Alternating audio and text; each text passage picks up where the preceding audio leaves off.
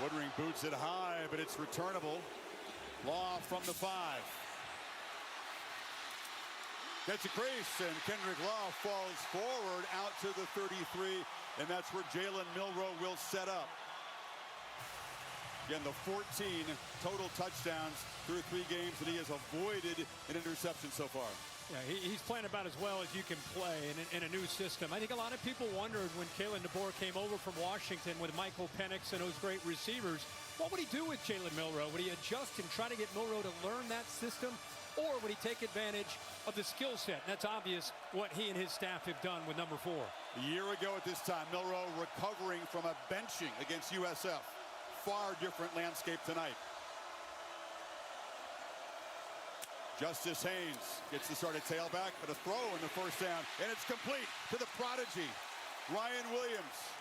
You may know that he's 17 years old. He's been one of the stories of this month of college football. No doubt about it. He's very electrifying. He's one of our impact players, along with Parker Brailsford, the center that transferred over from Washington. Big-time matchup for him. And you see Jalen Walker. Keep an eye on 11. When he gets after the quarterback, he's as good as anybody, and, of course, starts in the back end. 2 plays, 2 throws. This is Jeremy Bernard. A flag comes out. Bernard, one of the 2 or 3 key guys who came over from Washington, along with DeBoer. This will be a 5-yard penalty on Alabama. Illegal formation offense. More than 4 players lined up in the backfield. 5-yard penalty. Remains second down. Yeah, that's part of the youth that you talk about with Ryan Williams. He's 17 years old. You only can have 4 in the backfield. You can see both these receivers in the backfield, and then you got the 3 over here.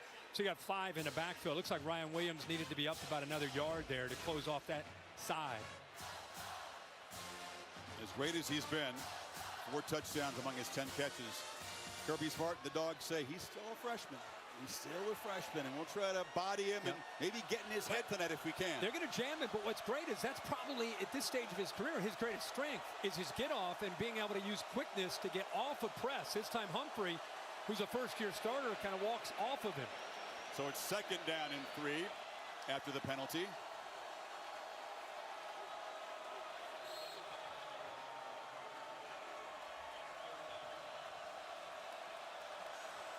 Second and 8, I should say. We'll get things started. There we go.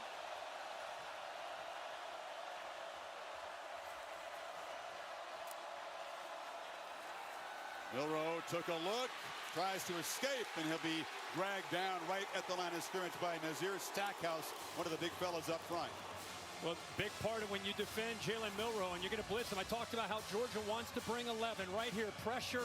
And when you have a guy that can get after the quarterback, it's not about sacking him. It's about not getting upfield too much, force him to step up, and that's where you allow the rest of the defense. That time Stackhouse closes in. Jam Miller in the ball game. They need 7 on this third down. Dogs crowding the line. They jump across, and Milro with a free play tries to find Williams on the far side. He was juggling it and did not hold on. Warren Brinson. Oh, that was across. Yeah, big hit after the throw, and I think that's what Kalen DeBoer is saying is Brinson hits him. There's the offsides, but you talk about in the NFL, this would be a penalty. Brinson, who's back from an injury from the Clemson game, he's excited to be able to get in there, and they knew that one of the things is you got to get after 4 and hit him. Watch the follow through after the throw. Drives him. It's not that. It's that, driving him and his shoulder down into the ground. NFL, that's a 15-yard penalty. But in college, no call. That's a 300-pound man landing on your quarterback. They need 2 on third down now after the 5-yard penalty. Milro looking to throw forward across the middle. The catch is made. Hit right at the marker is Bernard. Dan Jackson came up right there. It's going to be just enough for the first down. Wow, that was very close. Ran a mesh scheme where you have a couple receivers, this time a tight end and a receiver crossing, hoping it's man coverage. You can see him working underneath, and then he throws that right at the line. Good job of holding on to the football because they were not playing man. They sat back in zone, showed man pre-snap, sat back to zone. Very fortunate he holds on to that football. So the Tide come out throwing. Play caller is Nick Sheridan, who's been with DeBoer along the way, but it's his first year calling plays. Handoff, end around. Bernard shows strength with the football. Got a block on the edge from Miller. Picks up 11. tied in Georgia territory. Yeah, you're going to see this a lot tonight because he has the ability on this jet motion to either read this and pull it or he can give it. Georgia gets outflanked, so he hands it off there to Bernard, who's got great speed. And what it does is it sets up Milro eventually being able to pull that and keep it himself later. Now a downfield shot looking for Henderson, coming back and making the catch. Emmanuel Henderson hasn't made a big impact this season until that deep shot. Well, we said somebody's going to step up throughout this football game, and right here you can see Henderson one-on-one with the first-year starter Humphrey. Gets behind him, the ball's out in front, great adjustment. Picked up 34. Miller trying to get the edge as the Tide operating with tempo. Flags come out. There were 2 of them on the field. Yeah, it looked like a hold on the right side of the offensive line from Alabama. I think it's Holding. 77. Offense, number 57. 10-yard penalty from the previous spot. First down. It's Elijah Pritchett. Penalties on this Alabama offensive line, a huge problem in their last home game against USF. They got it cleaned up in the last ball game against Wisconsin on the road. Yeah, I think Pritchett the right tackle, but I think you could also have gotten the right guard there. So a couple holds and that tempo, just trying to catch Georgia, looking over, not able to substitute in after that big play. So 1st and 20.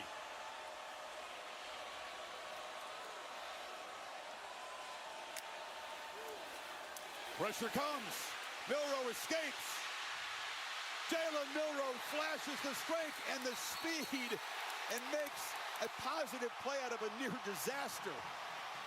What a play, because Christian Miller comes free. They bring both their middle linebackers right here, and by bringing that, they create an opportunity for Miller to come free. Nobody picks him up. Kirby Smart told us this week, it's one thing to get to him, but we got to be able to bring him down. Miller's right there and olays him. It gives you an idea of the quickness of what number 4 can do to this defense. Yeah, I said, what are the issues? Major issue, tackling number 4.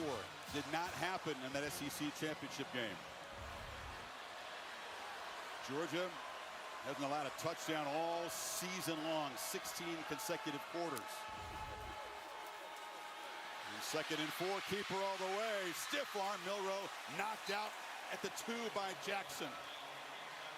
It puts so much pressure on a defense's eyes, the safeties, the linebackers. You have to respect the running back, and if you just get one step inside, he sees it, feels it, pulls it, and gets around the corner. And it's the suddenness that goes along. He's got great speed, but to me, it's the quickness, the lateral quicks, and the burst that he has at that quarterback position that makes him so tough to defend, along with the physicality. Look at the guy. 1st and goal. And another whistle before the snap. Another false start. Alabama not even lined up that time. Will now have to try to overcome a 3rd penalty on this opening drive. Offense. Not all 11 players were set prior to the snap. 5-yard penalty remains first down. And that's on Jalen Milro as an experienced quarterback. You've got a young receiver right here at the top, number 2, just trying to get set. Not quite, I don't think any of them really had an opportunity to get set for a beat. This guy came through the backfield.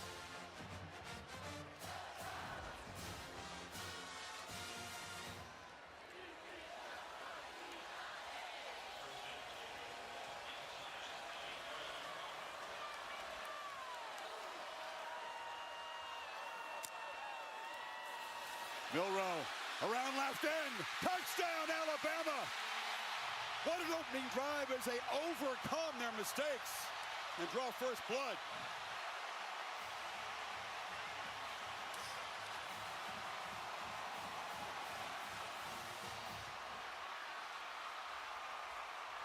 That's a quarterback lead to finish this drive off. Milro gets to the perimeter. And you lose that contain, you lose the edge to your defense with him, then you've got no chance. He just followed Tyler Booker around the left guard who led him into the end zone. Nobody there for Booker to even block. Drive even more impressive, Kirk, because they made 3 mental mistakes. It didn't matter.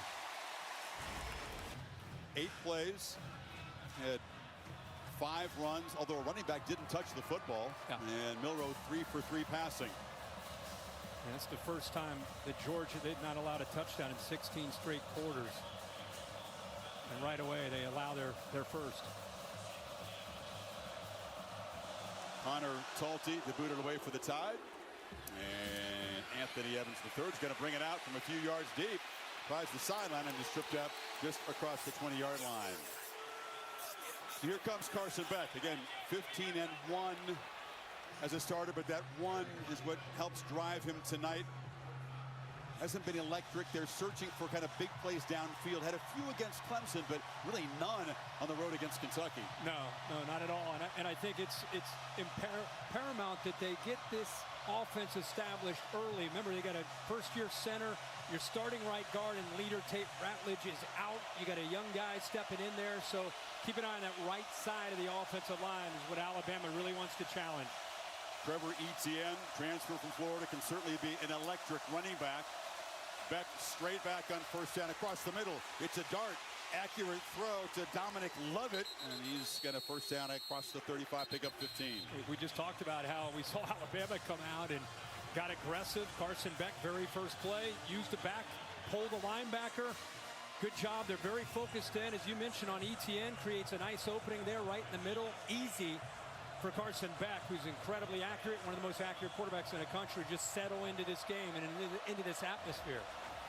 We knew the challenge would be real. You can't replace Brock Bowers, one of the greatest tight ends we've ever seen in this sport. Ladd McConkey was a big play guy. So putting the pieces together. Beck will take a deep shot. A one-on-one battle downfield off the hands of Arian Smith. He's a guy that can take the top off of defense, and they challenge the true freshman Xavier Brown. Well, the safety from Alabama came down late. They showed too high, and then the safety ends up coming down, so he knows right away, I got a shot. I'm going to challenge these young corners. That's a true freshman corner. How about the ball here? Arian Smith against a true freshman, Xavier Brown. You take that every single time, puts it on the money, and Smith unable to hold on to that big gain. The catch that he should have made. Last year in high school, this year you're covering a speedy receiver in a game like this. On the edge, Etienne can also hurt defenses as a receiver. The ball is loose. Bama pointing that they have it. No signal yet. It'll be Georgia keeping possession. That ball came out. He was spinning, trying to make plays right into the traffic of the defense, and the ball came out before he touched the ground. The ball's out there. Dylan Fairchild, the guard, made the recovery. It's violent in there. You better have both hands on the football. Yeah, he spun right back into the defense. And before this 3rd and 6. The offense, the previous play is under video review. So Daniel Gautreaux saying that replay official, John Allman, and the replay center will take a look at this. Clearly, it was a fumble. Let's watch the recovery. There's Fairchild right there. Justin Jefferson looked like he knocked the ball loose. And there's Fairchild jumping on it. He's got it. I'm not really sure what they need to review here. Bill Lamagna, great to have the rules expert in the booth with us tonight. What might be looking at there, Bill? They're probably looking at the recovery. There's no question there's a fumble. But 53 appears solidly came on the ball. So this will just be confirmed, the call on the field. Trevor Etienne was the guy that sparked the one touchdown drive they had at Kentucky. They were struggling big time on offense. He took over on that drive, but early fumble like that. Well, you miss a home run shot to Smith. Yeah. The ball should be in the red zone, really, if you think about it. Then you come back with a fumble. They're very fortunate just to have the football. After video review, the ruling on the field stands. An abundance of caution, I would call that. Taking a look at that play, clearly Fairchild was there to fall on it. But now they face a 3rd and long with the offensive line, as you said, that's a little bit reshuffled without their leader, Ratledge, who's an elite guard. And, you know, last year they were the #1, there's Ratledge right there, #1 team in the nation in 3rd down. And this year they have struggled in this area. A lot of 3rd and longs. There's actually all the way down to 73rd in the country.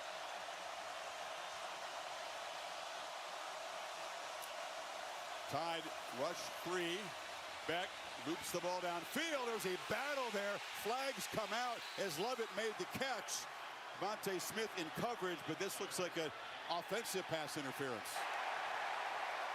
Pass interference, offense, number 6. 15-yard penalty from the previous spot.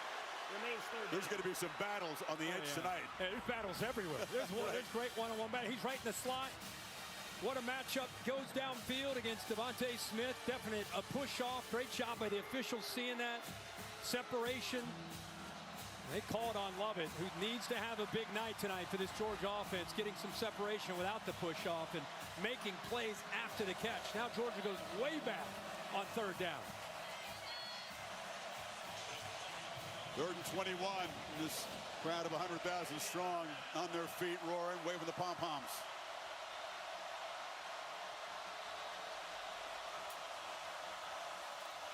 Beck from the pocket. Another downfield shot on the near sidelines. It's incomplete. Colby Young, the transfer from Miami, made the catch, but way out of bounds. Damani Jackson in coverage, and Georgia missed opportunities and self-destruction on that possession. Yeah, this time we saw the corner, Zabian Brown on one side. Now you see Damani Jackson on the other. Remember, Alabama lost both their corners. Terrion Arnold to the NFL, to the Lions, and Kool-Aid McKinstry also off to the NFL. And like you said, Chris, some very emotional one-on-one battles tonight on the perimeter on both sides.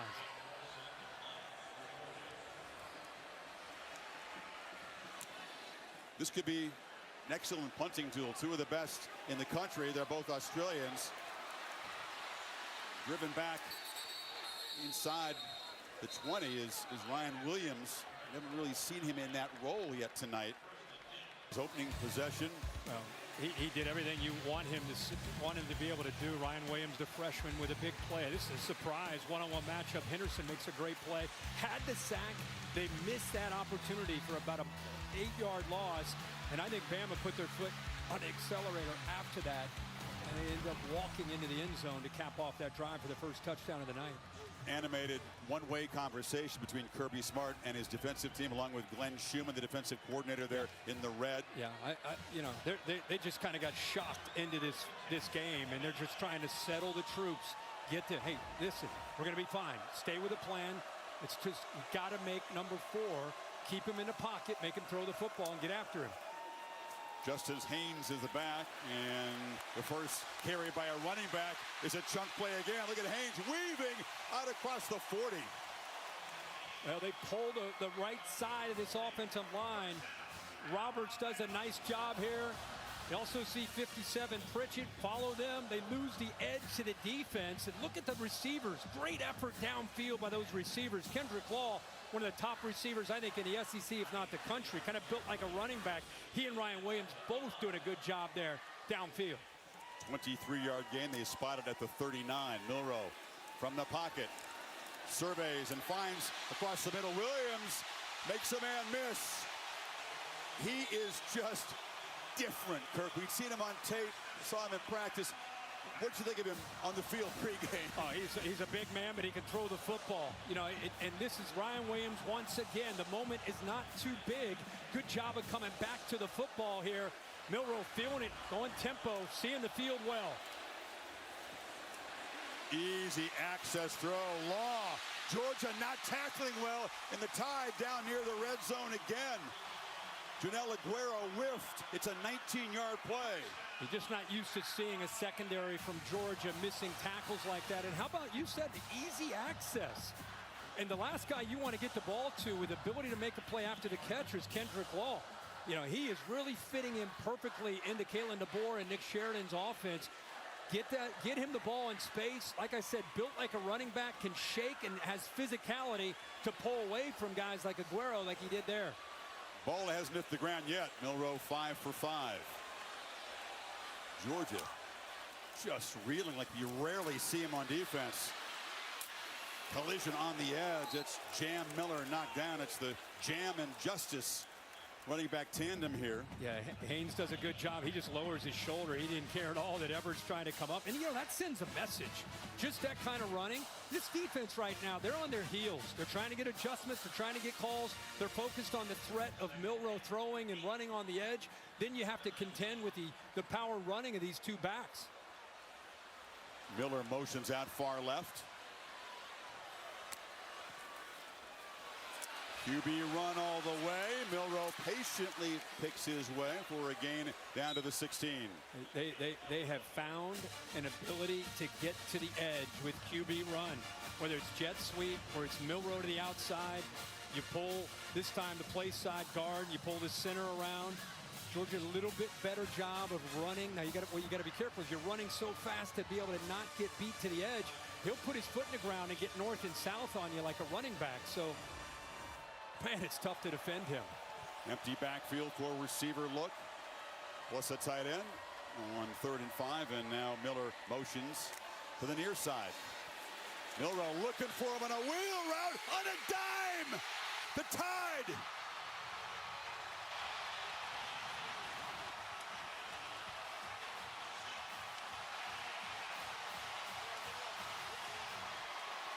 I'll tell you, nobody in this big house, even Kalen DeBoer, would have imagined a start like this. It's been almost perfection. No, perfection by Kalen DeBoer, his staff. Give Nick Sheridan a lot of credit. This Alabama team is prepared with that. Both teams had a bye week. Alabama came in with a plan, not just running, but the throwing of Jalen Milro. Sensational play there on 3rd down. What a plan. Moving the back out. We're going to show it to you when we get a chance. Graham Nicholson knocks it through. 2 possessions, 2 long touchdown drives, and brilliance from the quarterback. Yeah, they motion, and C.J. Allen has to go with the back, and he's late. See that little hesitation? That's a fast running back that he's got to try to catch up with. Milro saw that. Now he can't find the football, and oh, by the way, Milro puts it right on the money. Great design play. Alabama right now all over Georgia, up 14 here early. Inside the head. No. They've landed a few of them. I mean, this is about as well as you could hope for a start if you're an Alabama fan. Milro 6 of 6 for 100 yards, mixing up run and pass. It's been perfect plan. Fair catch signaled by Anthony Evans. You know, Carson Beck and Georgia have not been a fast starting offense. Didn't find the end zone against Clemson in the first half. Had their worst first half yardage output in 15 years against Kentucky. They got to get it going here. Yeah, they do. And I think this is where, you know, you're a veteran. You're viewed as, you know, beginning of the season, Shedeur Sanders, Carson Beck, Quinn Ewers. I mean, you're the guy. And this is where you got to really rally the troops. It's a long game, lots of ups and downs. This is where his leadership, poise, and playmaking ability got to step up here on the road.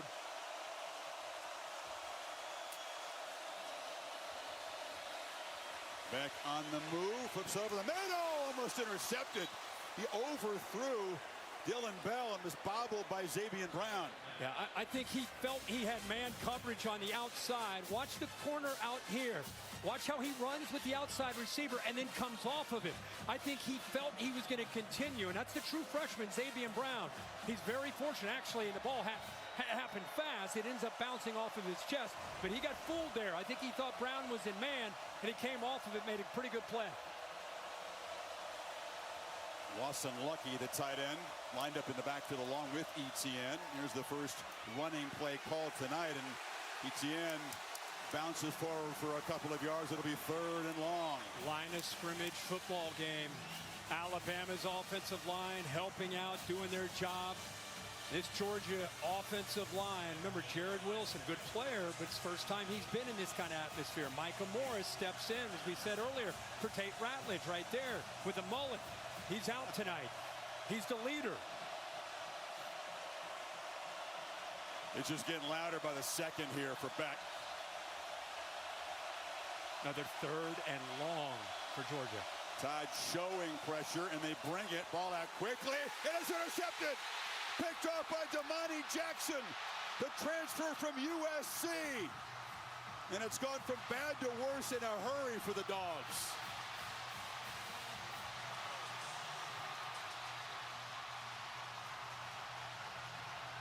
Georgia's first turnover of the year, Kirk. Here's the AT&T clicker. What he saw was 7 guys up tight.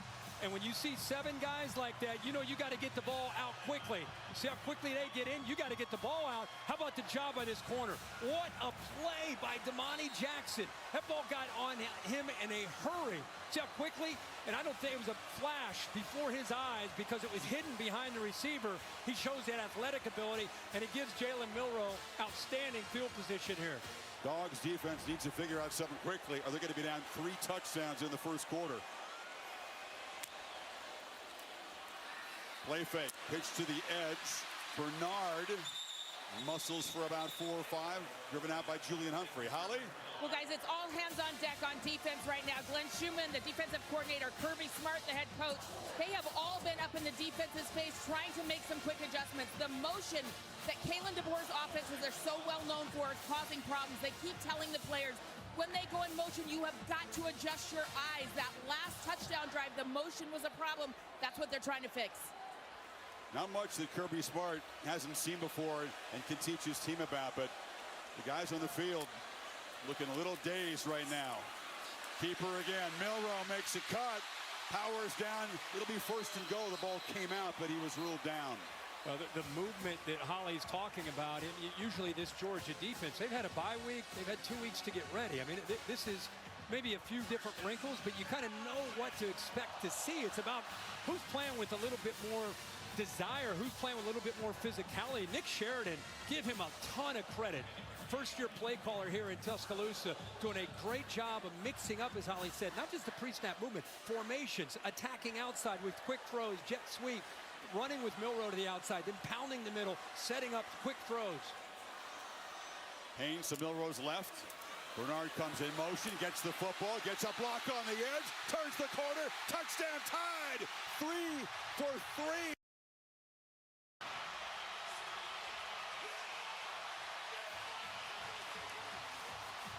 Have I told you that they're attacking the edge? They came in with an idea that they might be able to get out there because of the style of defense, and they have been able to get out there in a lot of different ways. This time it's Anthony Evans, definitely gets into the corner of the end zone. How about the block by the young back there in the backfield, Justice Haynes? It's a breathtaking start if you're an Alabama fan. And Georgia fans have to be sitting there with their mouths agape at this point. Chris, this is what the threat of Milro can do to you as an outside defender. Just watch the slight hesitation and respect at the mesh. See that mesh? Is he keeping it or is he going to pull it? Watch him go inside. You see him just that slight little what? Then he gets to the outside, gets the block by Haynes. But Smile London is just on an island there, kind of playing a guessing game. Did he pull it? Did he hold on to it? And by the time he made up his mind, you already see the speed that Henderson has to be able to, once again, get to that edge. 2 long drives in the short field. And everything that Sheridan has called tonight has been pretty well executed. Yeah, this Alabama team has come out with bad intentions. This is a long way to go in this football game. 21 points. I know it seems like they're never going to be able to come back, but somehow Georgia has to stop the bleeding. They need to be able to pick up a first down or 2. They need to get something to get themselves to believe that they can find a way to win. Remember, Brock Bowers isn't here. Ladd McConkey isn't here. It's a new year. And as good as this Georgia team is with Carson Beck and others, there's a lot of new personnel around that quarterback position. They've got to keep their cool and just keep believing that they can get back into this game. Kirby Smart's teams have been known for comebacks, but this is the largest deficit they've faced since that 2021 SEC championship game. The big loss that set up the chance for payback. Playbook brought to you by Modelo. The 3 touchdowns, if you're just tuning in, you're probably sitting down thinking, what in the heck happened? It's been a Jalen Milro show. In command of Nick Sheridan's scheme and what they want to do. He has been able to run the ball. He's 7 of 7 through the air. The outside perimeter run game has been very, very efficient for Alabama, and it has put the Georgia defense on their heels. They're so worried about the outside that it's opening up other aspects for Milro, both throwing and running. What is Mike Bobo, who's had his 3rd stint working on the Georgia staff, who's the play caller tonight? It's been pass heavy early. ETN Gets a handoff and muscles ahead for about 6. Yeah, Mike Bobo, we just talked about Nick Sheridan. Mike Bobo, who played at Georgia. We know what he can do as a play caller. He knows. Nobody knows better than Mike Bobo what these SEC atmospheres are like on the road. And I'm with you. We know that they're a pass-first kind of offense, but they have to establish some kind of presence at the line of scrimmage in their run game to make Alabama have to respect that.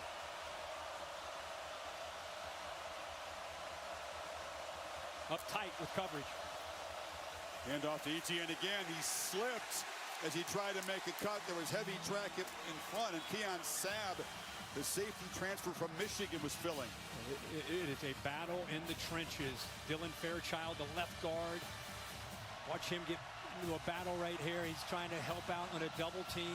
They lose that one. I mean, Alabama is strong in the inside. They've got some experience in Tim Keenan, Tim Smith, Latham, and Overton, who've helped out this year. They're just trying to two-gap there and hold the point as well as they can and keep those linebackers free. Some things have changed, some haven't. Alabama is strong in the middle. You can say that again. 3-man rush on 3rd and 4. Beck all kinds of time. Pats the ball. Throws it inaccurately. A flag is down. Dominic Lovett was coming on a crosser, and the quarterback missed him. That was another mesh route, trying to set a pick. Pass interference. Offense, number 4. The penalty is declined. 4th down. The tight end dealt, and here comes the punt team again. Yeah, just trying to set up a mesh where again, it's a crosser right in front of the quarterback. You're just kind of hoping that Delp will set up a screen for this receiver to come free if it's man-to-man. And this time it's not man-to-man. You can see the safety coming down. That receiver would have ended up being open, and it was Levitt.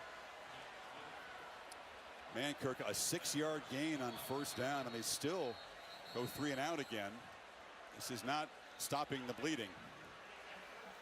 And Milro and company are about to get the football back.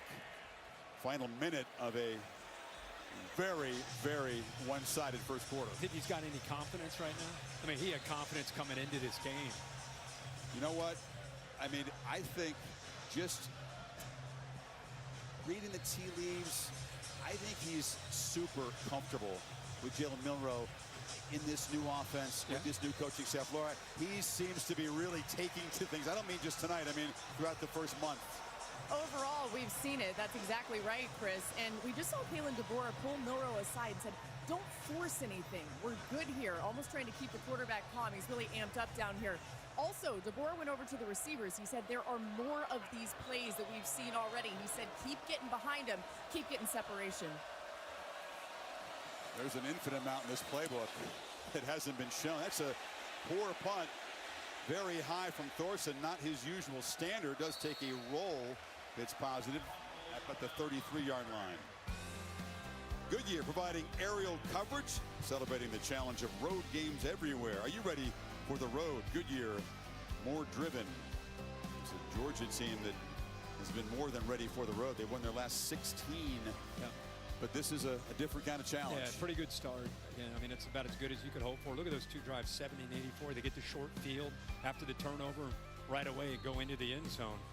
I mean, is it possible to go 4 for 4? Does Georgia have an answer to that outside run game where they're averaging Alabama almost 10 yards a carry out to the edge? That's a question we haven't heard often. Does Georgia have an answer on defense in recent years? Milro pitches far side, and it's another impact play from Ryan Williams. Cushion in front of Dalen Everett.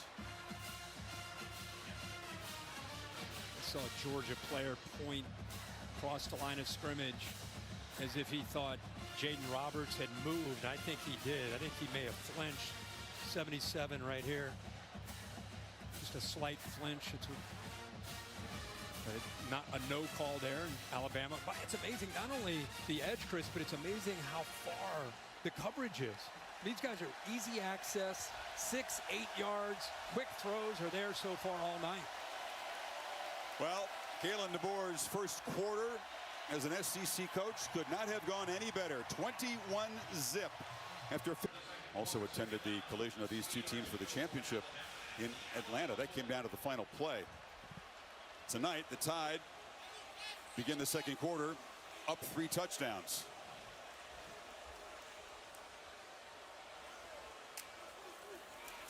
Pressure picked up, easy across the middle.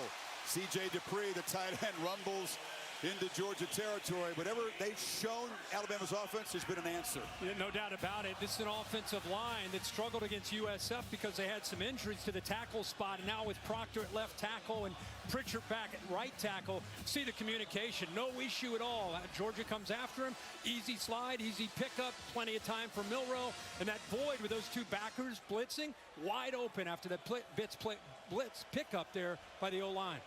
213 yards on their first 19 plays. Georgia hadn't allowed a touchdown all season. They allowed 3 in the first quarter. Tide threatening to add to the lead. It's Law behind the line. He can throw it. Nobody open. Scrambling and will be knocked down. Tackle made there by Jalen Walker. They try to use a little trickery here, but Georgia wasn't fooled. No, good job by Georgia staying back there. Good discipline. Actually, Malachi Starks stays back. They're trying to figure out if this defense is just so desperate. They're going to fly around. The edge has been hurting the defense. All those safeties flying. Nope, good job. Head on a swivel. Stark stays back. Rest of the defense, good discipline there on that play on 1st and 10. Lose a yard, and that's Kendrick Law, who's knocked down on that scramble being attended to. Jam Miller. They give up the edge again, and that's a big gain out inside the Georgia 40. They're getting to this edge anytime they want, and you got to come up with some kind of answer. 77 with a good block getting up to that linebacker right there. That was Smile Munden, who's actually eventually able to push him out of bounds, but another positive yards. Tied 2 for 2 on 3rd down. Need 5 here. And it's a trick play. The clap by Milro. They hand it off to direct snap, I should say, to Miller. Trying to catch the dogs napping. They stop him short of the marker. Yeah, it was great because he does his clap when he takes about 4 steps. Well, just watch him walk away and then watch the clap. Bang. That's when you snap. Try to catch the defense again sleeping. So they've thrown a few wrinkles here. Get the ball out to Law. Double pass. Try to get it downfield. And then this time, test the defense's discipline again there with that trickery with the quarterback walk away. Need about a half yard here on 4th. Milro, keeper. First down and more. Tight roping down the sideline. Touchdown. Unbelievable start for Milro in this offense. 36-yard lightning strike.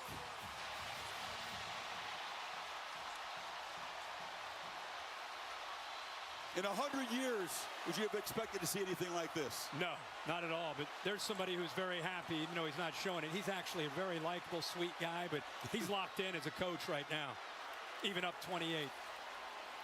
Conor McGregor-like walk from the quarterback there.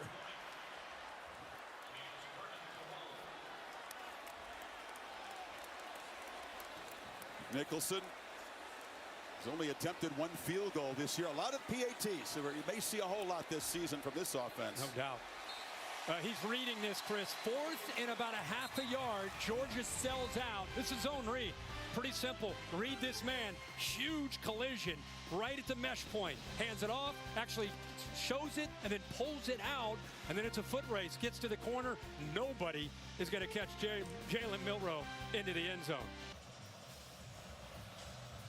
All smiles on the Alabama side. Jalen Milro 9 for 9, 128 yards. He's also run it for 78 yards and a couple of touchdowns. Wow. 4th down's important early in that SEC championship game a year ago. This is Roydale Williams, 2-yard gain. They scored 2 plays later. Isaiah Bond was a big part of the victory. Here's a diving catch. Later on, he would be huge in the drive that answered Georgia's threatening drive late in the game. Touchdown run reminiscent. Yeah, very much so.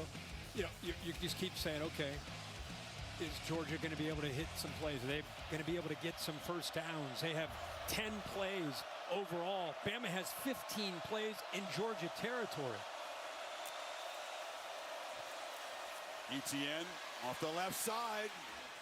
Doesn't take much space for him to get loose. Picks up 11. Yeah, first time we've seen Georgia up front win that battle, and it's nice we can get Etienne running downhill. Big tight end Oster dealt with a nice block there on the left edge. They brought the right guard around, picked up a good block on a backer. Nice play. Some tempo from the Dogs here, down 4 scores. ETN, he hit hard, picks up 3. What I like about the tempo isn't, well, it's obvious you're down 28, you better get going. It's not obviously that. It's what can we do to try to get this aggressive defense a little bit on their heels. They're rotating a lot of bodies, playing with a lot of confidence, not worried about anything right now downfield. So you go a little tempo, try to take away that edge that they're playing with. Last time they were down 28 was against Joe Burrow in that overwhelming LSU offense in the SEC championship game. 2nd and 7, pitch on the edge, love it. Short gain, Zabian Brown, whistle had blown, no fumble. He will set up another 3rd down. We're talking a lot about Nick Sheridan, how he's dialing things up. How about Kane Womack, the new defensive coordinator this year? I mean, it looks like they bring pressure. It's almost like are they dressed in 13 or 14 guys out there? They bring blitz, and now we got eyes on the football. They don't have their backs to the ball. They got their eyes on the football. They see that quick pass and answer to a blitz, and they got 2 guys leveraging the football. It's beautiful. Walking up again. Need 10 on 3rd. The time they back out of pressure, just a 3-man rush. Beck is still flush.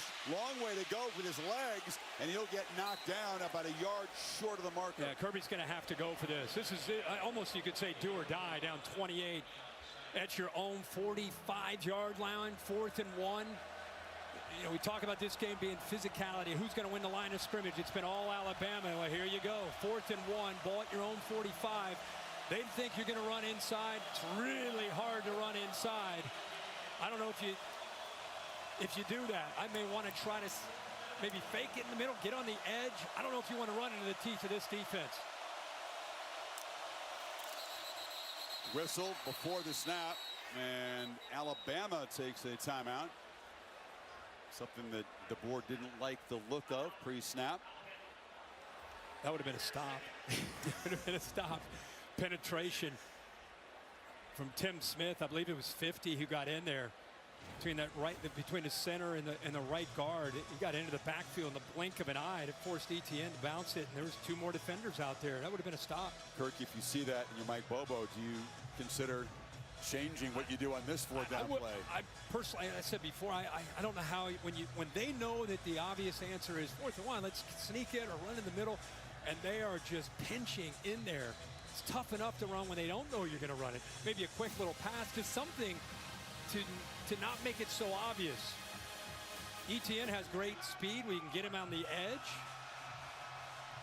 Get Jamarian Latham, Tim Keenan the 3rd, and Tim Smith. Big fellas up for the Tide. A lot of big boys up there. Maybe a shot play, anything just to not run up the middle against these guys when they know it's coming. 2 tight ends. ETN tries the middle. Had to dodge contact in the backfield. That was crucial. Gets ahead for the 1st down. Got past Overton. Overton right there. We just talked about how they can penetrate. Think about making this play. He's right there. What a move by ETN. That lateral quickness and the vision right there. I mean, that's a -4. But instead, give ETN all the credit on that play to save this drive and keep it alive. Branson Robinson spells him in the backfield. He's got the football, and Georgia beginning to string together some solid runs now. Picks up 7. Nice little double team there on the right side. Good push there. Trust the right tackle helping out there. He and Micah Morris double team to work up to the backer. It's a nice drive here for Georgia. Getting some penetration.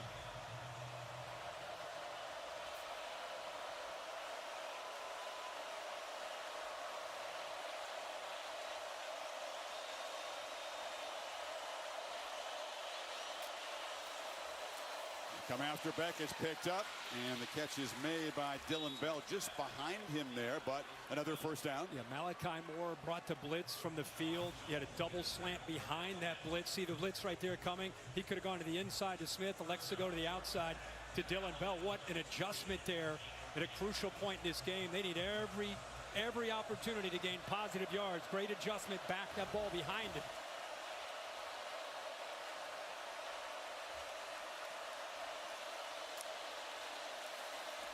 Going to throw in first down, rolls, and a little bit behind. Love it. He's known for great accuracy, Kirk. Elite ball placement.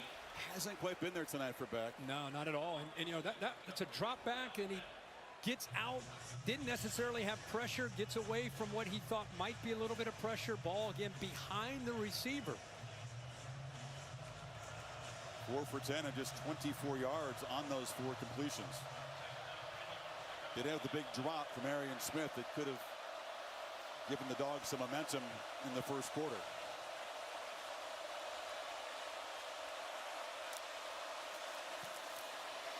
Good protection.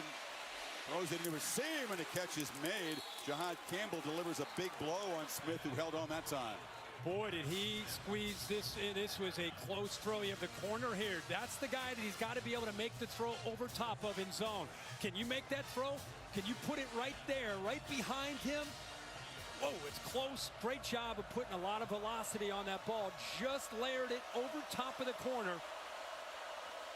And a great catch there to hold on to it. Dogs in the red zone finally.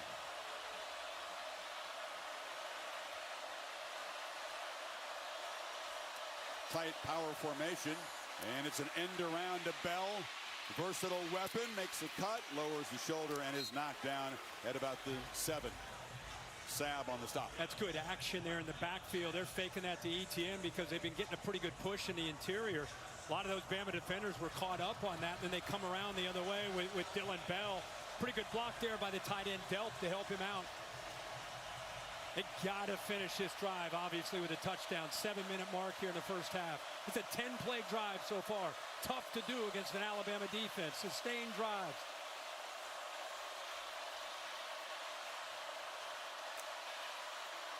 ETN into the end zone, and Georgia on the board. A desperately needed answer to all the haymakers the Tide have been throwing. Let's watch the left side here. You got the receivers getting involved here, the AT&T clicker, the backup tight end Lucky. This is really well done by the offensive line, where they've had a very tough first half. This time, ETN with that vision. Offensive line able to get up to those linebackers, receivers getting involved in the blocks. There's the answer we've been waiting for from Georgia. ETN had the 4th and short conversion, gets into the end zone. Let's go for Dose. Brought to you by Dos Equis as they try to cut the lead here. The 20. Cash Jones in the backfield. Beck scanning, creates on the run and throws it low, and that is Cash Jones. And from Brock, Texas, are a couple of flags down in the end zone, so hold on. Pass interference. Offense, number 11. 15-yard penalty from the try spot. We will retry the down. That's the 3rd offensive pass interference call against Georgia tonight. Boy, oh boy. You know, he's just trying to, again, kind of create a screen or a rub. Let's keep an eye on this, Chris, and see what you see from Smith, a veteran receiver. I mean, they're both locking up. I mean, you really look at holding either way there, Bill. I mean, he's trying to keep his hands up to make it look like he's running a route. I think at the initial contact, to me, you could see the defender locking him up there. I think that was Devontae Smith. So that changes the call. They're going to go for Uno here. Peyton Woodring. That's yet another mistake in the Georgia column tonight. But a positive 11-play, 75-yard drive took more than 5.5 minutes.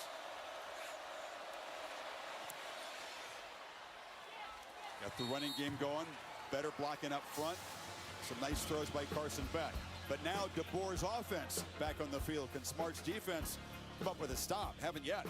And then 4 years later, Stetson Bennett, Donnie Mitchell in the 4th quarter, then found Brock Bowers, and Georgia with that pick 6 to seal it, won it by 15.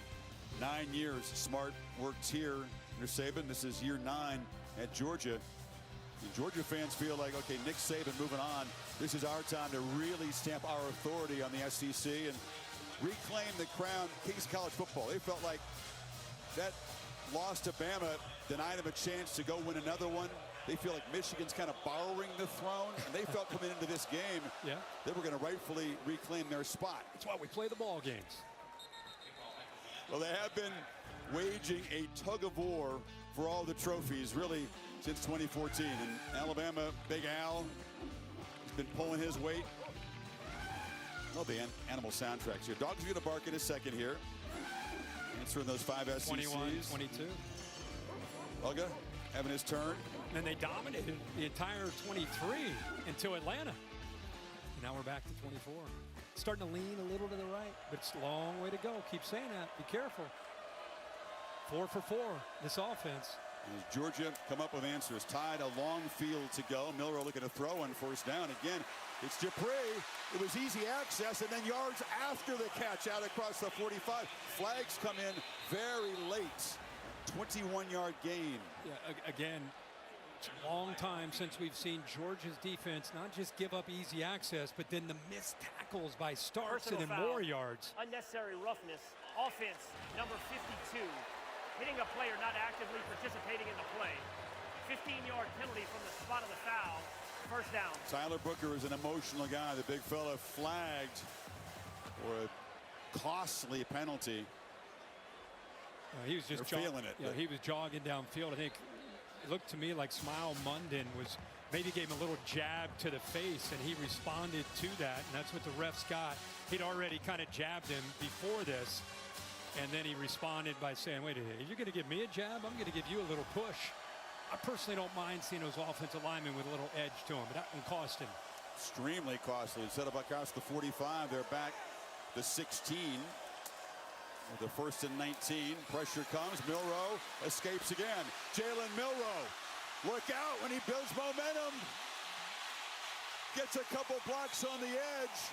Can't get near him. Can't bring him down when they do.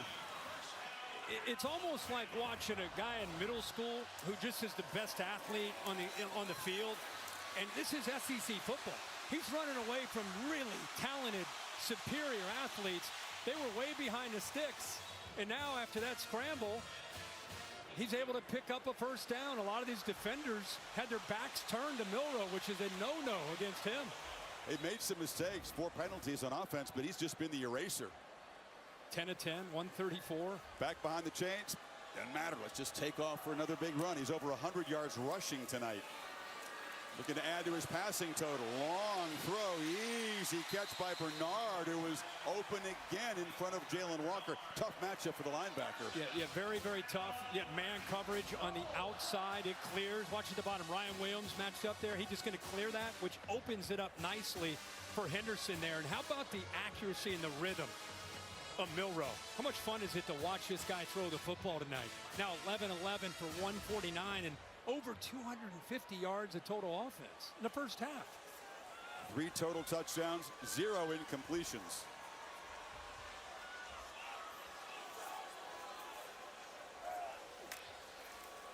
Empty backfield. It's a run all the way. And this time doesn't get the edge, is spun down after a small gain. Holly? Well, guys, Jalen Milro's speed is breathtaking. The coaches told me he's faster than our running backs and our wideouts in practice. I can tell you how you know he's really fast. The new EA Sports college football game, he has the highest speed rating of the top 100 players at the quarterback position. This guy is blazing fast down here. It's a hard adjustment for this Georgia defense. It looks like a video game, doesn't it? This start for the offense. Limited to a 2-yard gain that time. Second down. Pressure picked up. Low throw. And going down to get it is Bernard. Ruled a catch. And it'll be 3rd and 1. Keeps the streak alive of these receptions. That time misses a little low, but a pretty good catch by these receivers. Tied. That's going to be looked at. They were trying to get him play fast. On the field is a completed pass. It went right through his Previous hands. play is under video review. And Lamagna, I don't know that we need your years of expertise to tell us that ball hit the ground. It did hit the ground. He had a great chance to get his hands under it, but it slid right through there. Tough call for the officials on the field to see, but it did hit the ground. Pretty easy replay review. It is the first incompletion of Milro's night, and it sets up a 3rd and 8. Kobe Prentice, receiver, lining up in the backfield. Now he'll go in motion. Dogs are showing some pressure. Rush 4. Milro has to escape again, flips it, and the catch is made to Robbie Oots. And he's down near the marker, and DeBoer, if the pattern holds, will go for this on 4th down. Oh, yeah. Yeah, with Jalen Milro back there, ability to run it or throw it. Playbook is wide open. They're up 21 at the 35. You have to go for this, and they are. Oots, the big 270-pound, like a fullback-looking guy. I thought he'd be in Madison, Wisconsin with that name and that look, but here he is in Tuscaloosa. Here we go. Talk about an opportunity for Georgia. Get a stop, try to get another score. Remember, they get the ball to start the second half. It's a big play for both teams. Shift around. That's Miller to the right of Milro. And to get the Dogs to flinch. They're not buying it. Georgia disciplined that time, and DeBoer spends a timeout.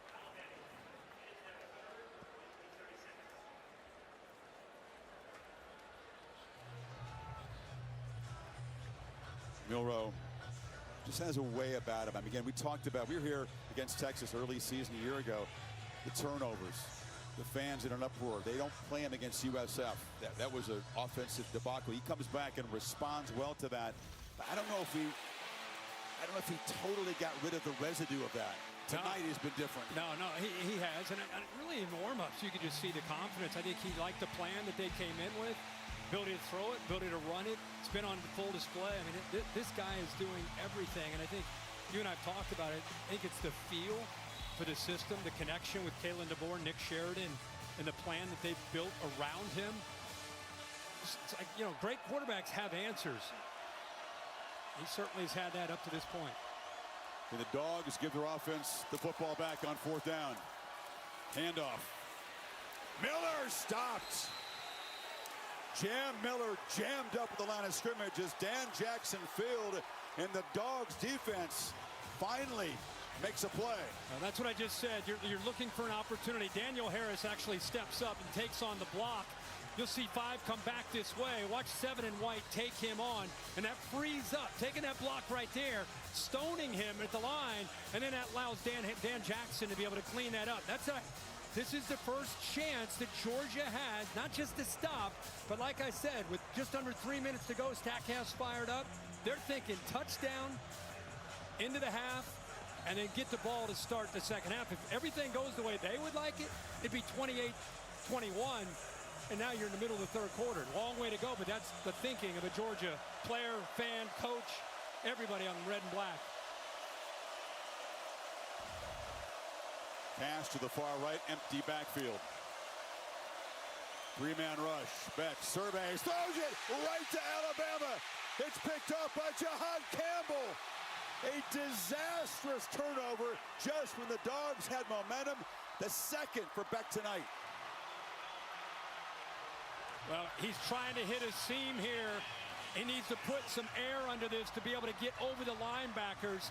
And I really think if you look at Campbell, how much he's improved. He and Lawson together in the middle. Here he is right here. Here's the seam. Watch it open up, but he's got to be able to clear the linebacker. That's a tough throw with a safety also in the middle of the field. Throws it right into the chest there of Campbell, who just reads his eyes and brings him right back over there. Hits him right in the chest. Poor decision by Beck after the big stop by the Dogs defense. Campbell, part of a tremendous linebacking core to Alabama. He's strong off the edge, rushing the passer, and can play coverage too. Dupree spins, takes a big shot, and gets down near the 13. Think of the psyche of that Georgia defense. Wow. You just came up with your first stop of the game. There's Campbell celebrating. You get your first stop of the game. You're over there just getting some water. Schumann's congratulating you. First play, pick. You got to go back out on the field.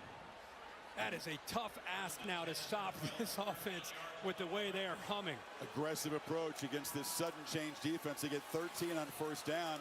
Try the middle, and that one is stopped cold. Gabe Harris Jr. with the stop. Boy, Carson Beck, a guy that typically makes good decisions. 2 interceptions tonight. I think that's his first career multi-interception game in his career. 2-minute timeout. A shocking first 28 minutes. Bama trying to add to this big lead off a second takeaway against Carson Beck. 2nd and 11. All kinds of time. A dart over the middle. It's bobbled and intercepted. Picked off.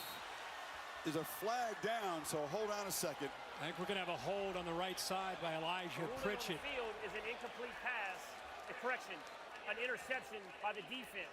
Holding. Offense. Number 57. The penalty is declined. First down, Georgia. Dan Jackson came up with the interception off the carom.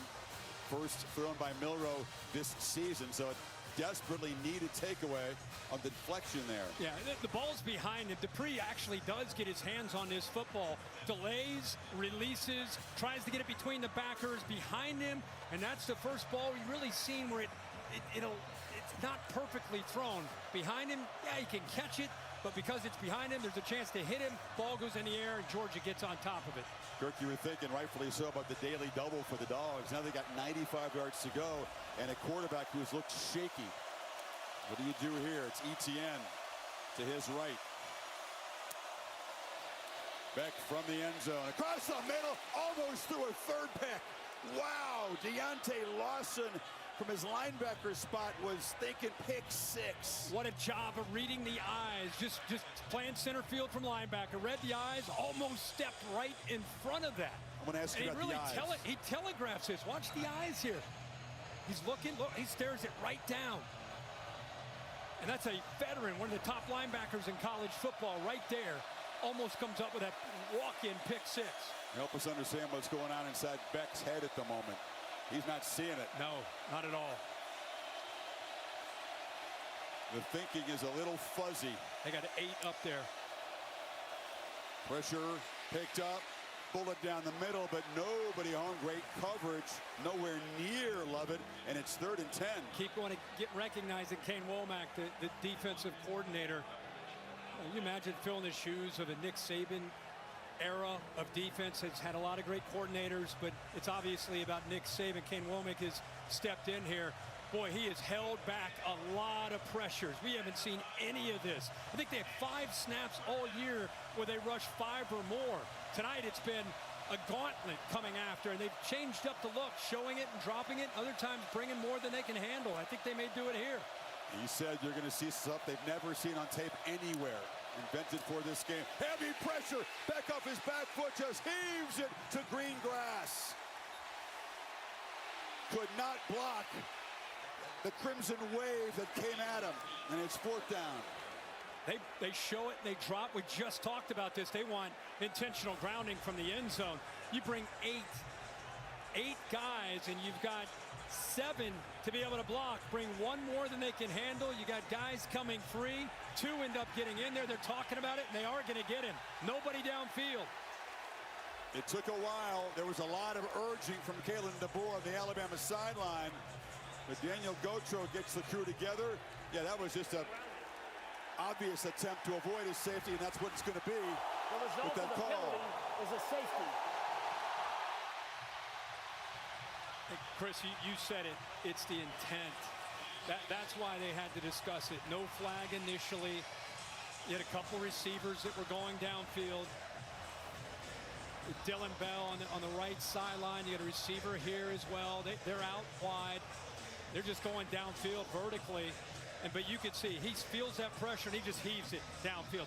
That's what the officials came together to talk about after Kalen DeBoer says, guys, what are we looking at? You made a great observation. To coach defense at this place will always be to try to meet the impossible standard. Kane Womack and his dad, Dave, remember he was the defensive coordinator for the land shark defense at Ole Miss, but Hugh Freeze beat Saban in Alabama a couple of times, and visiting with him, and the coach's son, there is his dad. Yeah, he did cook up some special stuff here tonight. Gosh, yeah. And I love that he's down there. He's SEC legend himself as a coach, and now he's got his son, and he's down there watching, observing, and helping out. Bill, I know you had some thoughts there on that intentional grounding. Yeah, it's critical. The referee sees the quarterback's in trouble. He knows it's pressure. The officials downfield don't know that. They've got to communicate to him about no receivers in the area, pass crossing the line. So it's a crew communication to get that call. Yeah, I think well some people, handled. yeah, Bill, sometimes they get confused. People get confused on the delay. Why didn't they call it right away? And it's good explanation how they need to come together and work that out.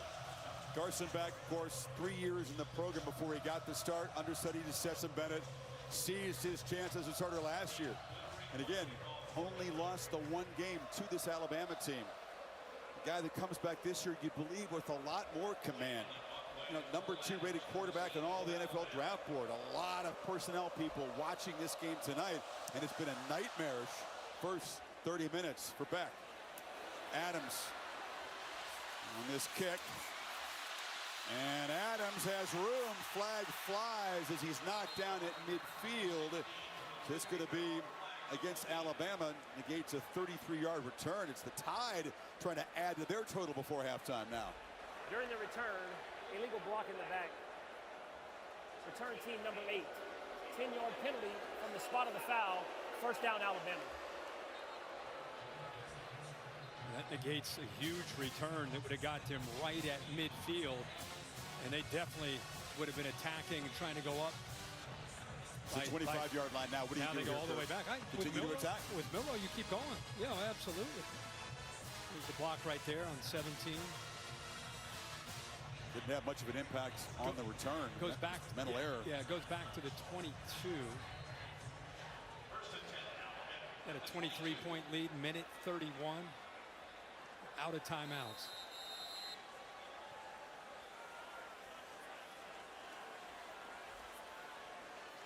It's going to be an interesting set of conversations in that Georgia locker room at halftime.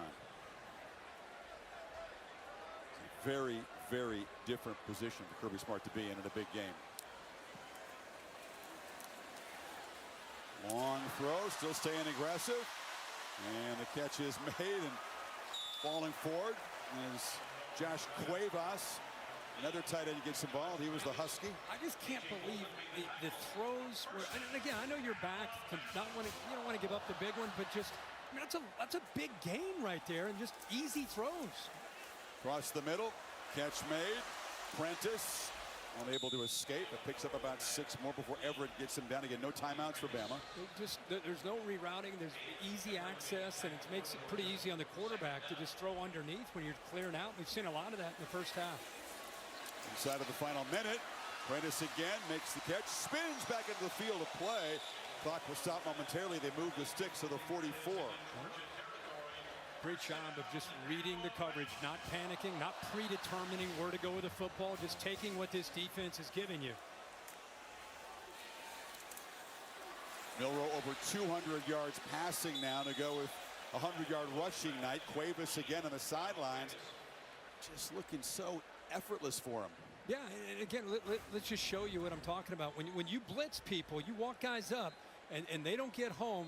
Look at the access right here. It's just strange to see this.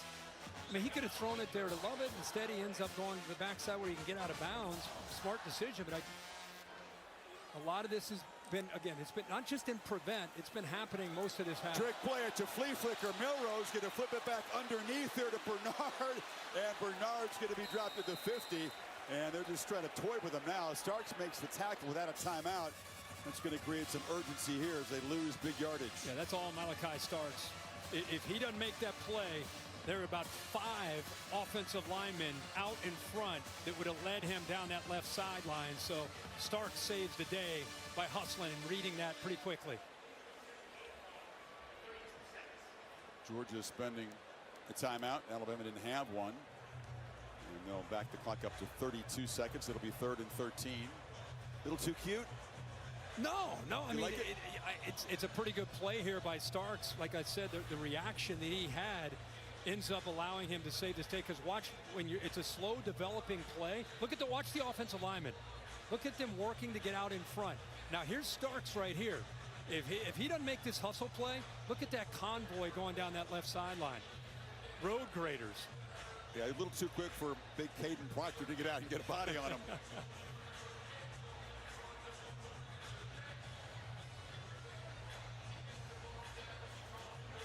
Get in field goal range for Graham Nicholson, who's extremely accurate, but not long-range kicker. They got to get to about the 33, so they need about 15 yards here.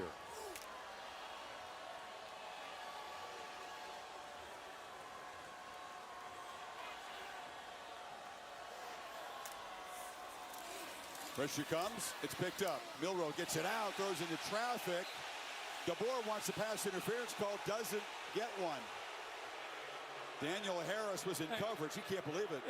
There you go for Alabama fans. He's so mild-mannered with the media, and when you see him talk, there's that competitive spirit showing up. He is fired up. It's definitely a pass interference. He definitely got there early. You could see why. Anytime you see Kalen DeBoer get animated like that, it's usually for a good reason.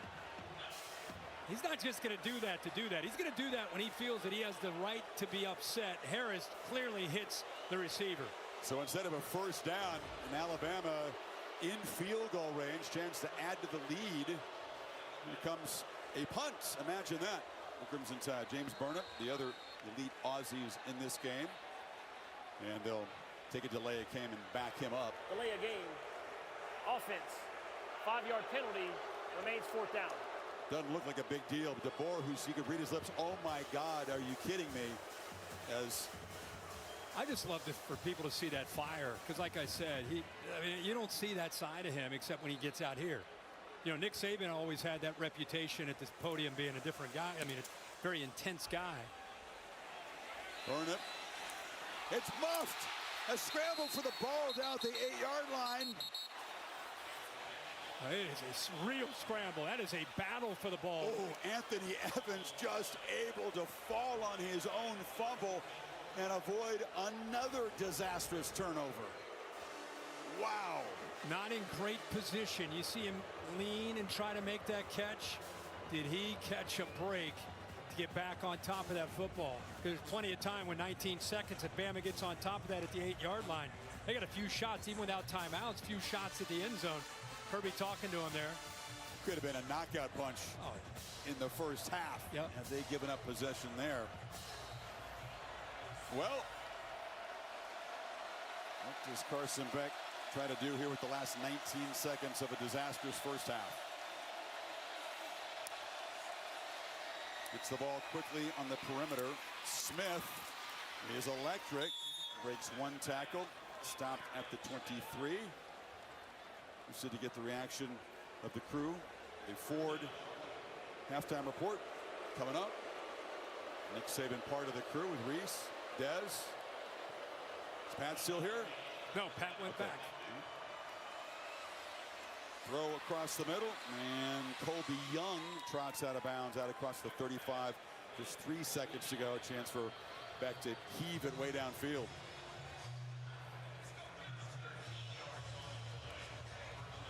$355 yards of total offense for Alabama.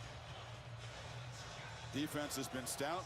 They come up with the safety. They limit Georgia to 123.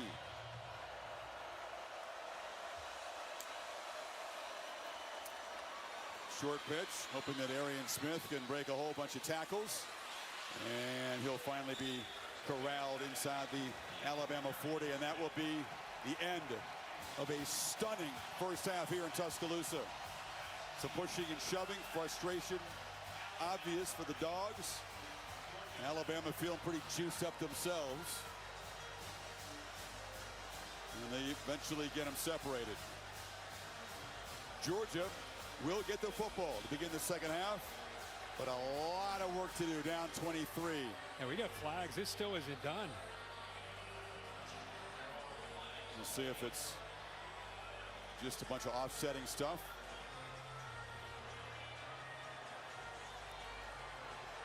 Daniel Gautreaux and his crew have been pretty busy here in the first half.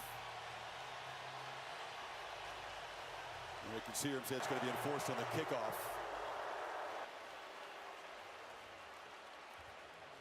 But we don't know which way. After the play, unsportsmanlike conduct, Alabama number 58. The 15-yard penalty will be enforced on the second half kickoff. It's Miles McVay. What does Kirby Smart have to say about this first half? Carson Beck, that's the worst first half of football that we've ever seen from Beck. He's going to have to respond here, especially on this opening drive. Chance at field position. The penalty on Alabama after the first half expired means they'll kick it off from the 20. And this is Evans from the 13. Chance to build momentum. And Anthony Evans is knocked down across the 40. So they do have decent field position. Here's what's gone wrong for Carson so far. Yeah, just a lot of poor decisions. You know, where he gets the ball out, receiver's not looking for it. That was behind the receiver. Here just throws it right into the arms of Jahad Campbell with a nice interception. Deontay Lawson almost a pick six. Then here the intentional grounding in the end zone, just trying to get rid of it with a blitz and get into the face, which has been a common theme when he's been back there throwing the football. Bama has really dialed it up with Kane Womack. Georgia has been an effective second half team in the young season so far. Ran away from Clemson. Ground out a come from behind win against Kentucky. The challenge appears more significant right now. Etienne goes backwards and never does get the edge, tackled by the freshman Xavier Brown. Holly, what do you have? Well, Georgia football is trying to regain their composure. I think it's worth noting that only one player on this entire team has ever played a game here at Alabama. It's been loud down here at times. But one of the guys that's trying to get them fired up here on the sideline is Tate Ratledge. He is missing tonight, but he's on his scooter. He was getting the offensive line fired up. Guys, go out, assert your dominance. It's our time now. This offensive line's got to start making a statement for Georgia to get back in the game. Behind the six on second down here, just by about a few inches. Beck lofting a throw, miscommunication, and very nearly another interception as Dylan Bell broke off the route, and Xavier Brown was the nearest man to the ball. Yeah, you'd love it working to the outside, and I don't know the confusion there, but Dylan Bell almost looked like he was going to start to block instead of running a route downfield. Yes, Kirk, you've seen the tape. Georgia went from being the best third down team in the country a year ago to being very substandard coming in, and 0 for 5 tonight. Coming into tonight, they've been at 3rd and 7. That's been their average on the year. It's tough to execute on 3rd and 7. Now here they are at 3rd and 10. Pressure immediately, and Beck is knocked down. Deontay Lawson at a Mobile free runner. Again, they dial it up with Kane Womack. Look how fired up he is. A little nod of the head. Yeah. Robinson walks up. He's an outside linebacker who they walk up right here on this 3rd down. But watch the delay blitz here. That's where it ends up coming home. It's the AT&T clicker right here. Said delay. Good job of disguising the offensive line because it's so late. They don't do a good job of picking it up. Also, the back out of the backfield doesn't even see it. Relentless pressure on Beck. And when he has had a little bit of time, he hasn't managed to deliver on target. Cole Adams makes the fair catch, 44-yard punt. Laura? Well, Chris, we've seen an exceptional night from Jalen Milro, and coming into this game, he told me these are the games he used to dream about as a little kid. He always hoped that he would be recruited by a Power 5 school. He told me little Jalen would be proud. I bet he'd be even more proud after seeing this performance so far tonight. He also said he used to play these out in his head. Tonight, probably playing out like a video game, as you guys pointed out earlier. Comes from Katy, Texas, and had that failure against his home state Longhorns on this field a year ago. Bounced back from that. Was able to win an SEC championship, of course. Comes up a yard short on the goal line against Michigan in the Rose Bowl. Keeps it all the way and is pushed along near sideline. And there's his parents right there. Can imagine their feelings. You bring up that Texas game where they lost, and he got confused with some coverage in that game, the USF game, where he ends up, you know, by then he'd been sat down. They were just reeling as an offense. Comes back and ends up really settling in and becoming a guy they can count on. Think about how far he's come from last September to this September and where he is right now. Couldn't be more polar opposite. Look to his right, has the football, takes off, gets a big shot as he goes to the ground at the 31. Don't want to take too many of those from Smile Monday. Yeah, I love when he starts to take off horizontally, and then at some point he sees that crease and he puts his foot in the ground and gets, you know, immediately kind of jumps into it and then gets north and south. Need 4. See, keep this drive going.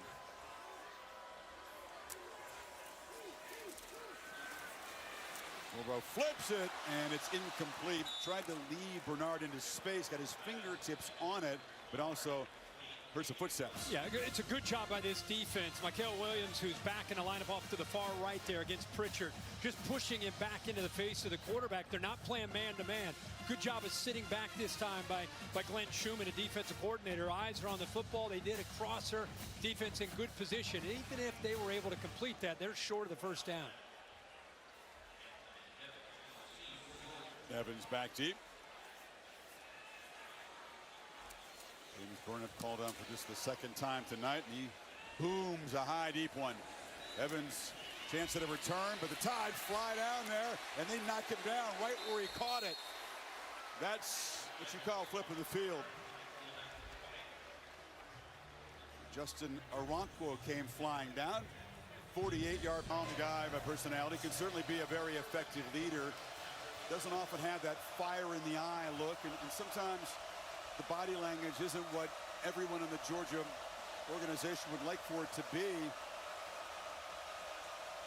He's got to elevate his play, and he's got to help spark belief in his teammates that a comeback is possible. There's a nice throw downfield, out of the hands. Right now they're going to rule it it's incomplete.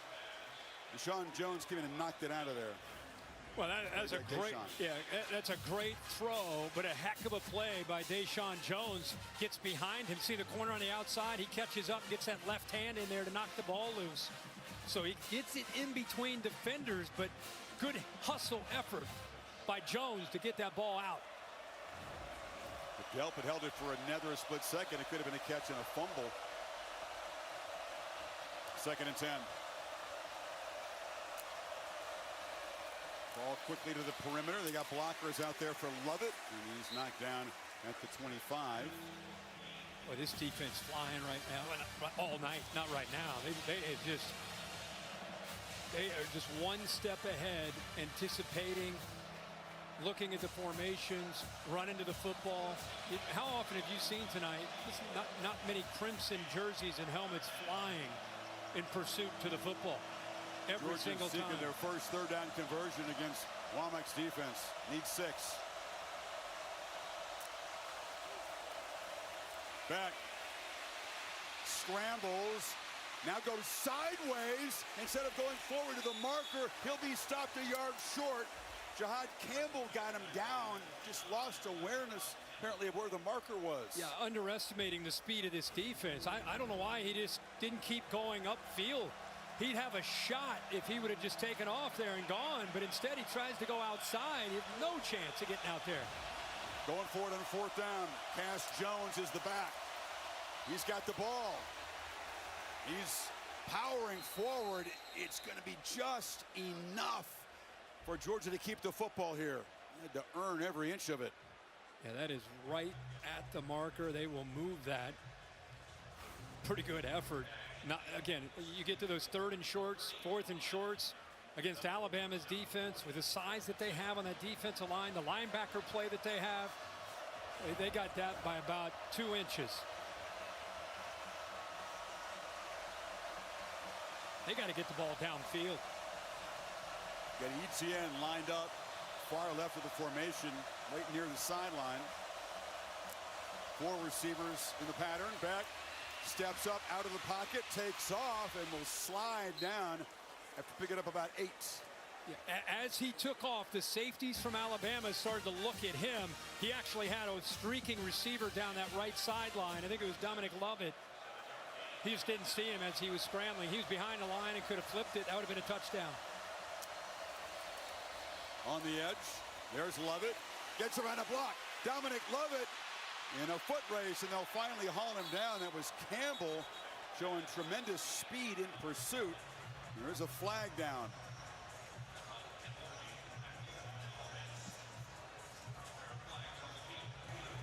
Holding. Offense. Number 5. 10-yard penalty from the spot of the foul. Remains 2nd down. It's a 35-yard play, but they flagged Anthony Evans, and it'll be costly, moving way back. He was right where he caught the football. He just trying to make a block out in front, grabbed a hold of the jersey. He's just getting right out in front. Good hustle. Again, there's those Alabama defenders, and then he just locks up onto that jersey there.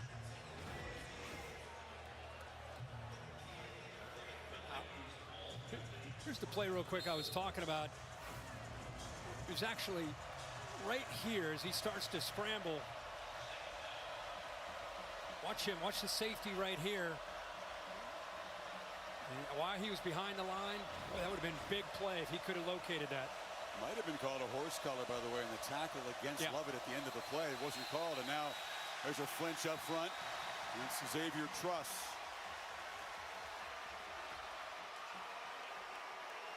Wondered, which offensive line, they both had their issues in the young season, which could really step up and perform and elevate tonight another level or two. It's clearly been Alabama.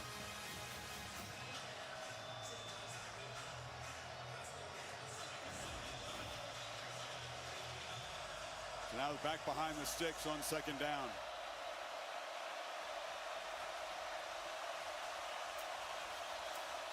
Branson Robinson tries to cut back. Runs right into heavy traffic. It's been tough all night. Lawson and Campbell there. They've done a really good job of rotating bodies on and off the field. They are staying fresh into this second half. This defense flying and getting off of blocks. It's James Smith, 23, that's out there. Watch 23. Look how quick and powerful he is. Gets penetration. Now you're in no man's land. Easy to clean it up for Lawson. Another crack at third down. Still looking for their first conversion. 7 guys up there. They don't bring pressure. Ball comes out quickly on the edge and stopped short. Bumped out of bounds there as Evans. Malachi Moore cleaned it up. Good effort by Evans, but it's fourth down again. This time they're going to need about 3, Kirk. How many times have we seen Ladd McConkey run a play like this throughout his career in Athens? And as you said, Evans did everything he could to give himself a chance. Good effort there by Moore, the veteran there on the back end. Another desperation play midway third quarter for this Dogs offense.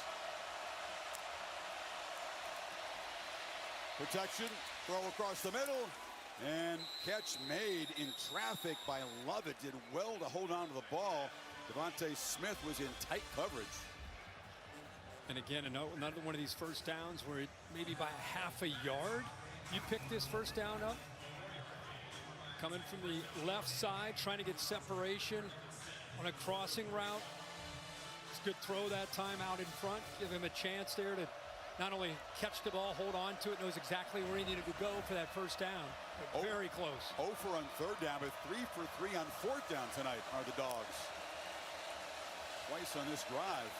Beck down the middle, broken up. Malachi Moore drifting back, got a hand on it as he tried to squeeze it in and says, yeah, I saw that in tape. I was ready for that one. He did. The veteran graduate, played a lot of football in a lot of big games. Again, just sinking, reading the eyes, head on a swivel, looking for that potential crosser coming in behind him. Got good depth there. It's one of the guys that's the main communicators on this defense, something that Alabama has always been known for throughout the Saban era. And pretty strong in the post-Saban era, too. Etienne, tough run, dragging folks. And across the 45. Sets up another makeable third down try here. Alabama playing smart defense. I mean, they're not even across midfield, and this is 11. They have 11 plays. Wow. It's 5.5 minutes. Yeah, 12th play of this drive. I mean, Alabama's thinking, Womack's thinking, hey, sinking coverage. Let's win a line of scrimmage, get pressure, blitz, whatever we can do, rally to the football. If they're going to get a first down, it's okay. Let that clock keep going. Just don't give up a big one. Beck looking for a big one downfield on third down, and it's broken up. That was good coverage on Lovett by Devontae Smith. Kirby all over the place. Lost his visor. He is really frustrated that he did not get an interference call. They went with a slot fade to Lovett. Tight coverage there for the nickel. Devontae Smith never locates the ball, and that's what he's upset about. Usually when you don't turn your head, you don't locate the ball, there's some hand-to-hand combat. That's usually a foul, Bill. surprised they didn't call that one. Yeah, when you're not looking for the ball, you're going to be held more responsible for that type of contact. He said grab the jersey to read his lips. Georgia got away with an obvious pass interference at the end of the half. Smith, who defended that play, is being checked out by the athletic training. Atlanta on January 20th. 12-team playoff starts a month before that. The loser of this game, whoever ends up not winning the SEC, seems likely to host one of those first-round playoff games on their campus. 4th down. Flags down. Free play for Beck, who fires across the middle and also throws another interception to Campbell, who jumped the route, but the Tide jumped off, and then will make it 4th down and perhaps just inches. It may be enough to give him a first down. A couple of flags down, actually. Fouls on the play by each team. Holding, offense, number 55. Offsides, defense, number 23 in the neutral zone at the snap. The fouls will offset, remains 4th down. Wow, so instead of a free play, it's actually offsetting penalties, and it'll be 4th and 5 again. Not just a free play, but it probably first down. Yep. New set of downs. Instead, the hold there, mental error by Jared Wilson. They keep disguising, they keep messing with his offensive line and the quarterback Beck. They've had him rattled throughout the game, mixing up these looks. Like I said, sometimes pressure and drop, sometimes show it and bring it. Now they're disguising. Four-man rush. Beck gets the pass away, incomplete, and there's a flag that comes in. Cash Jones came out of the backfield, was grabbed by Deontay Lawson. Well, the one that Kirby was fired up about, where the back didn't get his head turned around. Defense, number 0. The ball be placed at the spot of the foul. First down. I mean, he does grab onto the jersey, but I don't think he's going to make this play. But right there, he definitely grabs on. It's a small grab of the shirt that's actually underneath the jersey. Bill, was that enough?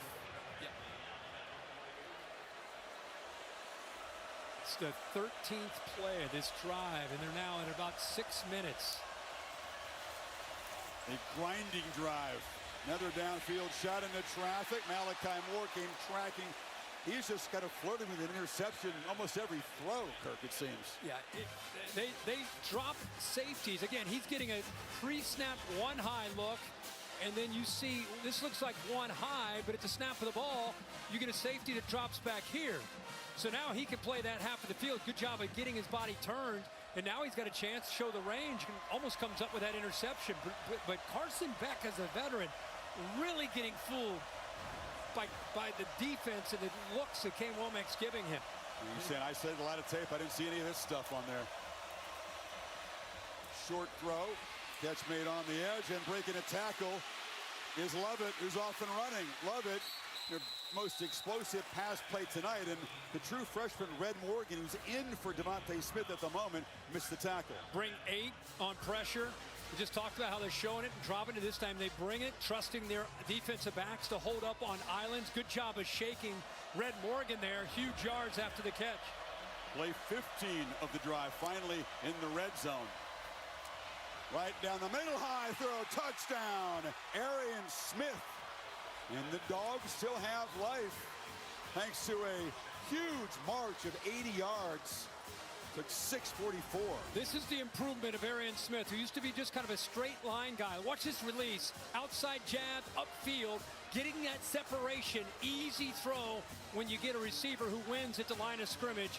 That time Carson Beck says, thank you very much. I got an open guy downfield. And that drive is 15 plays and 6:44 off the clock. Offense on the field. Kirby Smart electing to go for Dos. Brought to you by Dos Equis. They tried it before, and a penalty set him way back. Had to kick the point. This to make it a 15-point game. On the move. Flips it back across his body and on the back line. Lawson Lucky, the tight end, catches the conversion. And it is a 2-score, not a 3-score game thanks to that conversion. Yeah, motion Smith. You have trips now to the right.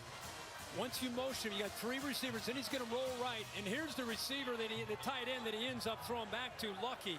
All the attention out to the right. Good job at coming back. Opens up nicely, and he puts it. Offense got the safety, but Georgia with a couple of touchdowns. Make it a 15-point game here. Still midway third. This is Ryan Williams from the 7. And 17-year-old spins out across the 20. So Jalen Milro and the offense on fire. Let's see if they can get the rhythm back. Meantime, the All-State bus here in town. What's your All-State good hands play this weekend? Wimsatt, the backup quarterback in. Wildcat, looks like he's going to take it. 17-13, he's going to score. No!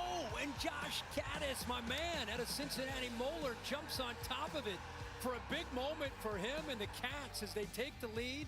And they would go on to upset Ole Miss, their biggest upset of a highly ranked team since 2007. Congrats to Mark Stoops. What a win for the Wildcats. One team was really hungry and desperate today. The other one was not. Great road win for Kentucky. On the edge, Miller takes the pitch. Jackson flew up there and knocks him out of bounds near the line of scrimmage. Holly? Well, guys, the vibe on the Georgia sideline has really changed. After that touchdown that pulled them within 15 points, they were yelling and screaming. Jalen Walker, number 11 on defense, came over to the offense and said, I told you, we can get this going. I promise you, we've got you here. They need to stop here to get some momentum back for that offense. He kept the edge that time. That was a serious problem on those perimeter runs in the first half. Empty backfield. Dupree, the tight end, lines up far to the left. Milro, lots of time, and an easy pitch and catch. Williams has first down yardage out across the 30. Really good read, being patient there. I thought initially he might try to throw to the tight end. He came off of him in the middle. Had a nice opening once again, and that Georgia zone defense just sitting nicely, the freshman. And now the freshman goes down the middle. Williams bobbled and caught. And the incredible start for this prodigy continues. He made that an adventure, but another electric play from number 2. But you put Malachi Starks as a safety who can cover on the electrifying freshman. He's got great ball skills. That ball gets behind him. What a job there by Williams' concentration. But how about Milro going to the 17-year-old freshman against the crafty veteran Starks, and he hits it. 1, 2. How many times did he bobble it? Like 3 or 4. Great focus, as you said. He has the it factor. He's just him, as they say. You cannot believe that this guy is the age he is. Saraland High School down the Mobile area where so many great Crimson Tide players have come from. 54-yard play as Alabama gets the spark on offense they haven't had, and he's on the verge of leading his team in receptions and in receiving yards in all 4 games of his college career. That's incredible. And it's going to be a good college career. Think about that. Walker down, who Holly just talked about, was trying to motivate the troops on the sideline. Just when it felt like Georgia, they got within 2 possessions, they've got some momentum, they need to try to see if they can get a stop to get the ball back. Milro comes right back and goes to the freshman. Who to look to convert on that 3rd down, and then the next play they attack down the field. Holly? Well, guys, the coaches were telling us that Ryan Williams, at just 17 years old, came into this Alabama program, and they didn't promise him a starting job. They told him you have to earn it. So he started out on the 3rd-team offense. They said it only took about 7 days before they started to move him up. Finally, Jalen Milro, the quarterback, came and said to the coaches, hey, I think he needs to be a 1. He made it, worked his way up, and you can see the skill and the talent that's dazzling. First college catch was an 84-yarder for a touchdown. That was against Western Kentucky. Many wondered, could a guy this young, as talented as he is, step up and produce against the Dogs? And an emphatic yes would be that answer. Pretty cool that the veteran quarterback says to the coaches, hey guys, that kid too, he's 17. Guess what? He might be our best. We got to get him up off the 3rd team, move him up. The first stop on the plane after DeBoer got here and met the team to re-recruit a guy who had decommitted, as many players do. Go down to Mobile, get the family together, get him back in the fold. Good call. It was the #1 priority, basically. I see why.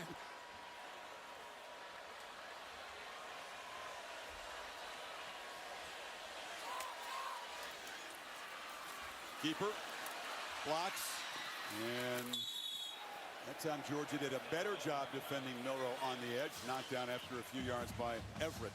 Yeah. For people that might think, how is a guy 17 years old playing college football? You know, you see some of these guys reclassifying. They move up. They feel they're ready to go, and academically they're good to go, and he's able to move up a class. And so here he is as a 17-year-old. Some guys, by the way, just have it. Like Smitty when he was here, Devontae Smith. The moment was never too big. Ice in his veins. This kid reminds me of that crowd wanting Michael Williams to get a penalty. Has time to get off the field. Take the handoff. Milro cuts it back to the right, and Jogs do a great job defending that time. Malachi Starks stayed at home, and they drop him behind the line. Yeah, much better job on the edge of this defense. The safeties there. Starks. Good job of running there by Damon Wilson. Better group effort. Jalen Walker, who left, is back on the field. Kirk is a very important component to this defense. Edge rusher, 3rd and 10. Justice Haynes, the back. And he's got the ball out of the backfield. He's hit immediately. So Dan Jackson and Malachi Starks, the Georgia safeties, playing much better here in the second half. And here comes a field goal attempt. I think we all came into this game thinking that this would be the defense that we would have seen at the beginning of this game, where they're in position. Yeah, you're giving up some completions, but guys are right there. So give credit to Glenn Schumann and also Kirby Smart for adjustments that they made at halftime to at least give them a shot here, because that first half was tough. This has been much better. Nicholson won the Lou Groza Award to the top college kicker, 27 of 28, Miami, Ohio, a year ago. Looking for his first made field goal attempt at Alabama. Missed one in the opener and just sneaks it inside that right upright. That was close from 28 yards. So a 69-yard field goal drive to lead back to 18 as we check in with Kevin Nagandi. Chris, how about our... These newcomers to college football come in different. They're so prepared, really physically and mentally, to contribute right away. They expect to, actually. Yeah, Jeremiah Smith, you know, Ohio State, think about who they've had. Marvin Harrison Jr., Chris Olave, Garrett Wilson. I mean, the list goes on and on. Jackson Smith and Jigba. There are a lot of the Ohio State coaches that feel that Jeremiah Smith may be the most physically gifted of all of them. That's saying something. All those guys you listed are pretty physically he looks like a young T.O. when you see him. That's sculpted, huh? Yeah, he's scary. So Alabama took about 4 minutes off the clock, added 3 to the lead. And fair caught by Anthony Evans. Here's the last drive for the Dogs. Yeah, it took some time. I mean, they were kind of inching their way down the field, converting 3 fourth downs.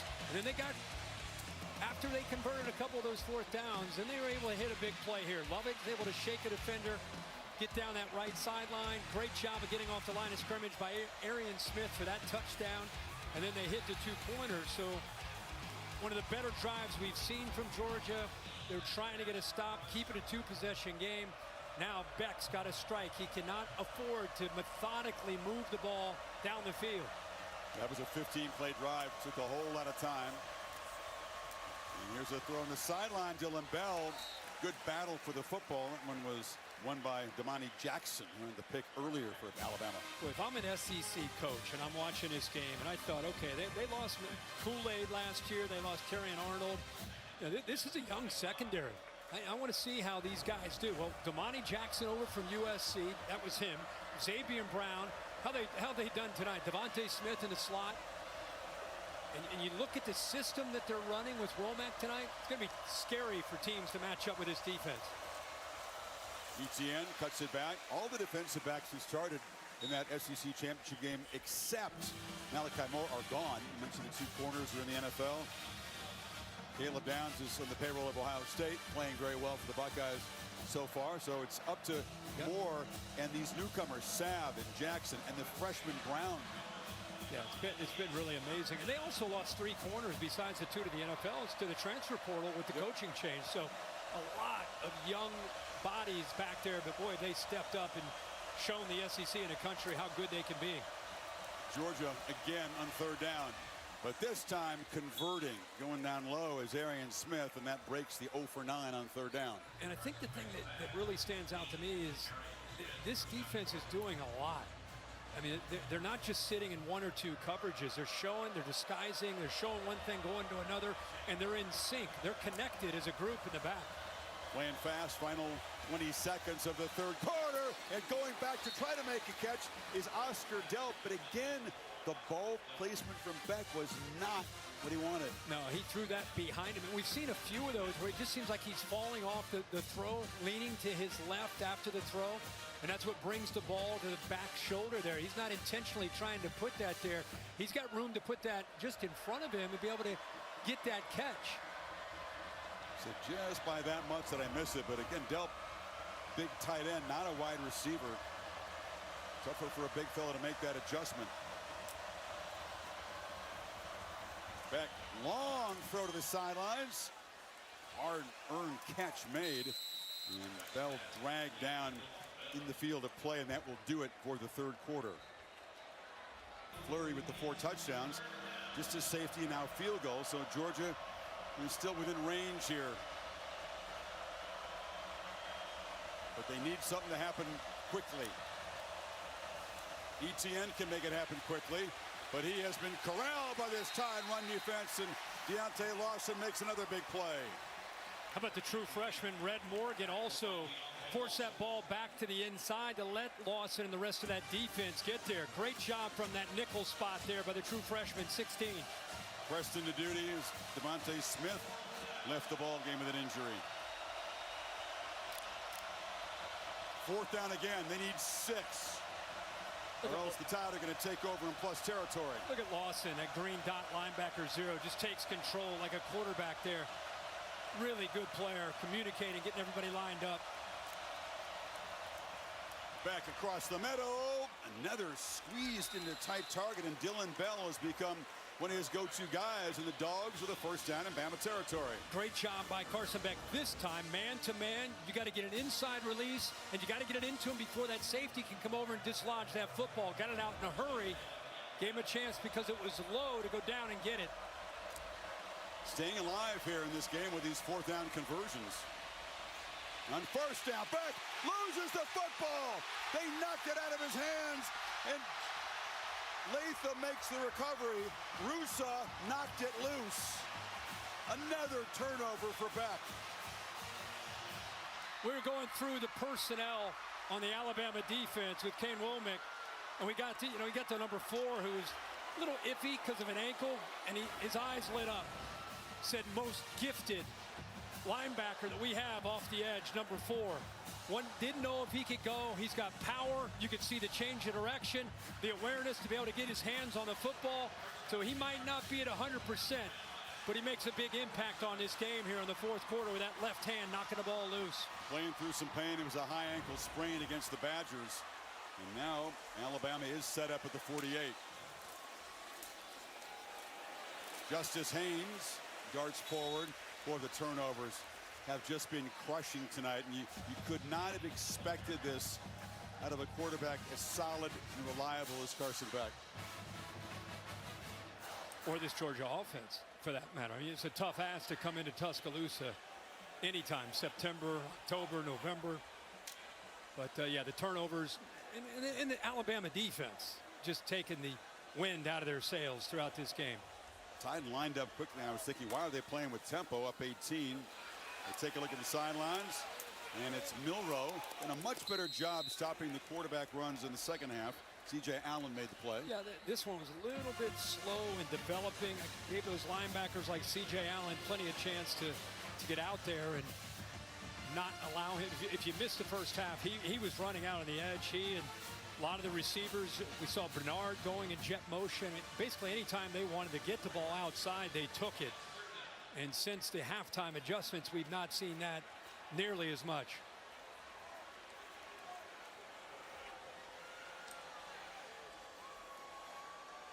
Take the play clock down. Snap it at 7. Heavy pressure. Ball is out.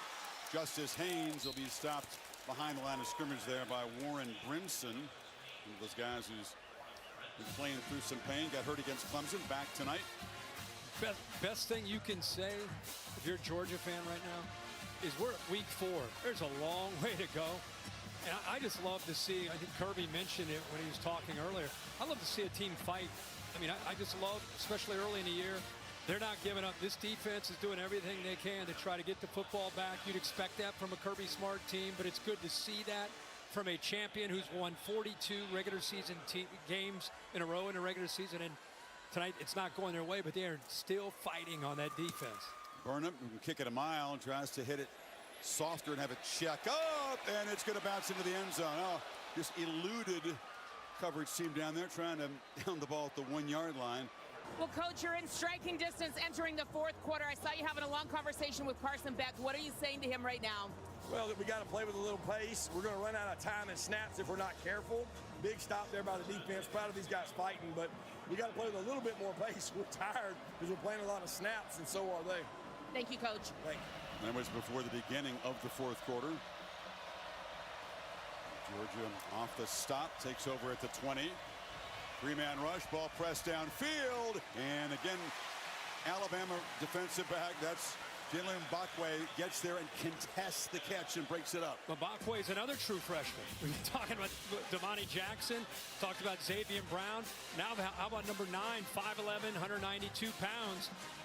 Able to get around that receiver because he has his eyes on the football and knocks it away. Played quarterback, very little defense in high school, won a state championship as a quarterback in Clay, Alabama. Looked pretty good as a corner to me there. Yeah, it did. Kind of natural.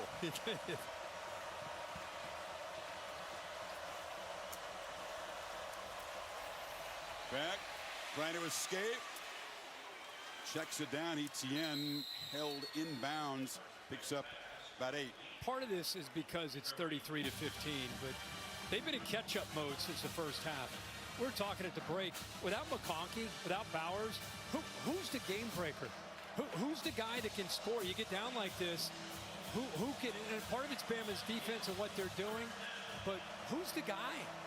Arian Smith had one play downfield tonight. Yeah, and he's done it throughout his career, but somebody's got to be able to get downfield. Smith, is it Lovett? They need a chunk play. Trying downfield again. This is Lovett in a battle, and it is broken up again by that freshman Morgan. They're taking shots. They're just coming up empty. Yeah, so that's the 3rd true freshman on the back end that we've been talking about. Xavier Brown won, saw Bakwe, and now Red Morgan is, like we keep talking about, he's been in defense as a run defender. He's been able to step up. Now he's out there making plays downfield and coverage. They need to convert yet again on 4th down. Need 3 here. 4 for 4 so far tonight. That's the only reason they're still in this game. Beck across the middle, and that one they don't convert, but a flag comes in. That was Keon Sabb in coverage against Lawson Lucky, the tight end. That was really physical. Holding. Defense, number 34. 10-yard penalty from the previous spot. First down. You got Q Robinson on the penalty, announced 34. Yeah. Well, but watch Lucky here. I mean, he's running, trying to get beyond the sticks. He's going to work back. Look how physical. It wasn't just the end of the play. It was the entire play there. I'm not sure where Robinson was involved. It may have meant 3. Yeah, it was 3. So again, they convert on 4th down, this time via penalty.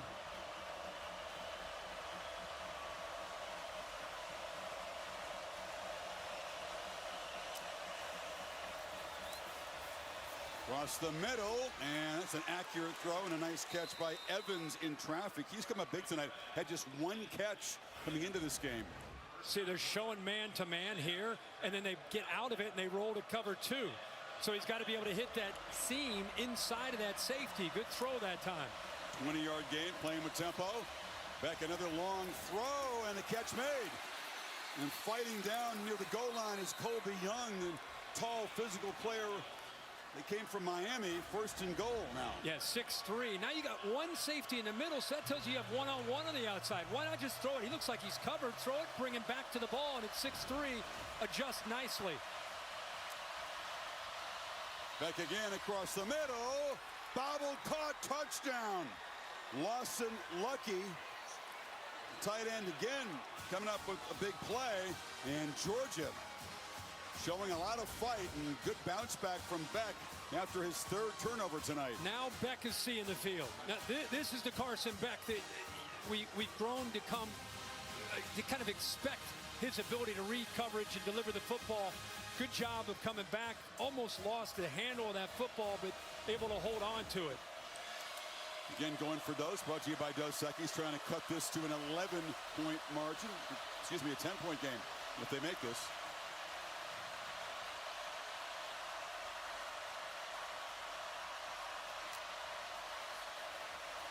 Batted away. Put it off to the left, but Keon Sabb was standing right there and knocked it down, so the lead sitting at 12. 9:46 to play in Tuscaloosa. Less than 2 minutes. Took him to 6 plays. 2-point conversion batted down, so still a 12-point game. Job not done for Milro and the Crimson Tide yet. No, got to be careful getting too conservative too.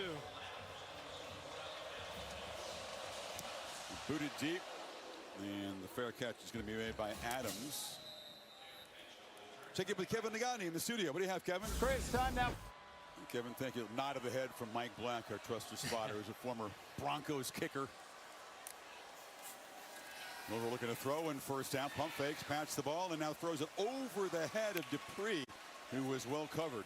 And for Nick Sheridan as the play caller, this becomes a time where you're working with a 12-point lead, 9:39 to go. Like I said, you don't want to be too conservative. Being aggressive has worked for you, especially in the first half. But you just want to be smart. You want to continue to find your spots, but at the same time, clock just stopped after that incompletion.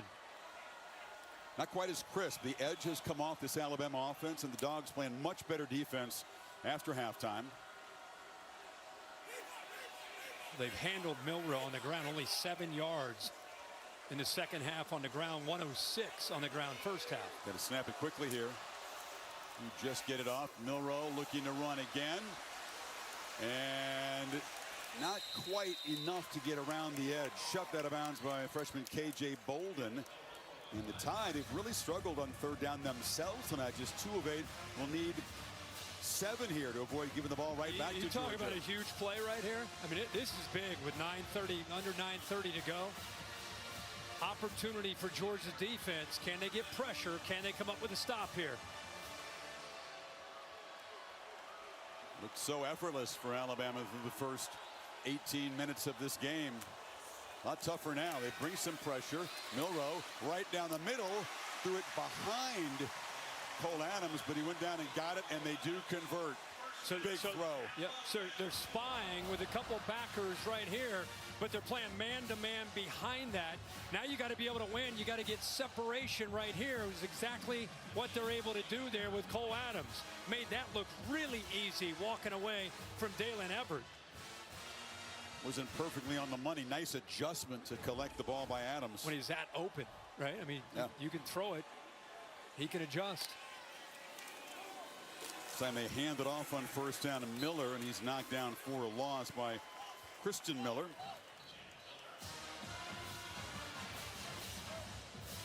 Every time, as you said, big play, because look at this clock running. Now you sense that although they want to continue to be aggressive, they will become much more conscious of using this clock in a 2-possession game. Yep. Work the play clock down. They've got 20 more seconds to play with here. Georgia just hanging around, just on the fringe. And the snap it at 13. Keeper by Milro. They were grabbing at that ball. Did he come out? Tyrion Ingram Dawkins was ripping at the quarterback's arm. Thought he had a takeaway, but Milro did well to hold on to it. Yeah, I thought he got in there and had a chance. He did attack the football, which you're expected to do down 12 in the 4th quarter. Milro held on, but another 3rd down. From the pocket, he throws. It's broken up. Dangerous throw because Dalen Everett was tracking back. C.J. Allen brought the pressure. Well, that time they bring pressure. They have not been getting home. This time they do. A little bit of movement here. Alabama going much faster there on that third down, but nobody picks up C.J. Allen. And those defensive backs all lined, all 5 of them right at the first down marker, knowing exactly where those receivers were trying to go. That time 6 able to work around the freshman. Aggression has worked, as you pointed out. So is playing with some tempo. In that possession, some incomplete passes. They did not work the play clock down several times. Could have chewed up more of this. And now Beck will get the football back. Still about half of the final quarter to play. They'll go 5 yards back here for Alabama. False start. Offense, number 18. 5-yard penalty. Remains 4th down. Another thing to remember when you get into these situations, you got 3 timeouts and a new rule this year with a 2-minute timeout. So it's all about how quickly can you move down the field. If you are able to, how quickly can you move down the field? Different look here. Georgia's got 2 men deep. Evans and Starks. And it bounces around dangerously. That bounce near where a couple of players were engaged in a block. Apparently it did not touch Beck and the Dogs within a dozen. 7:14 on the clock.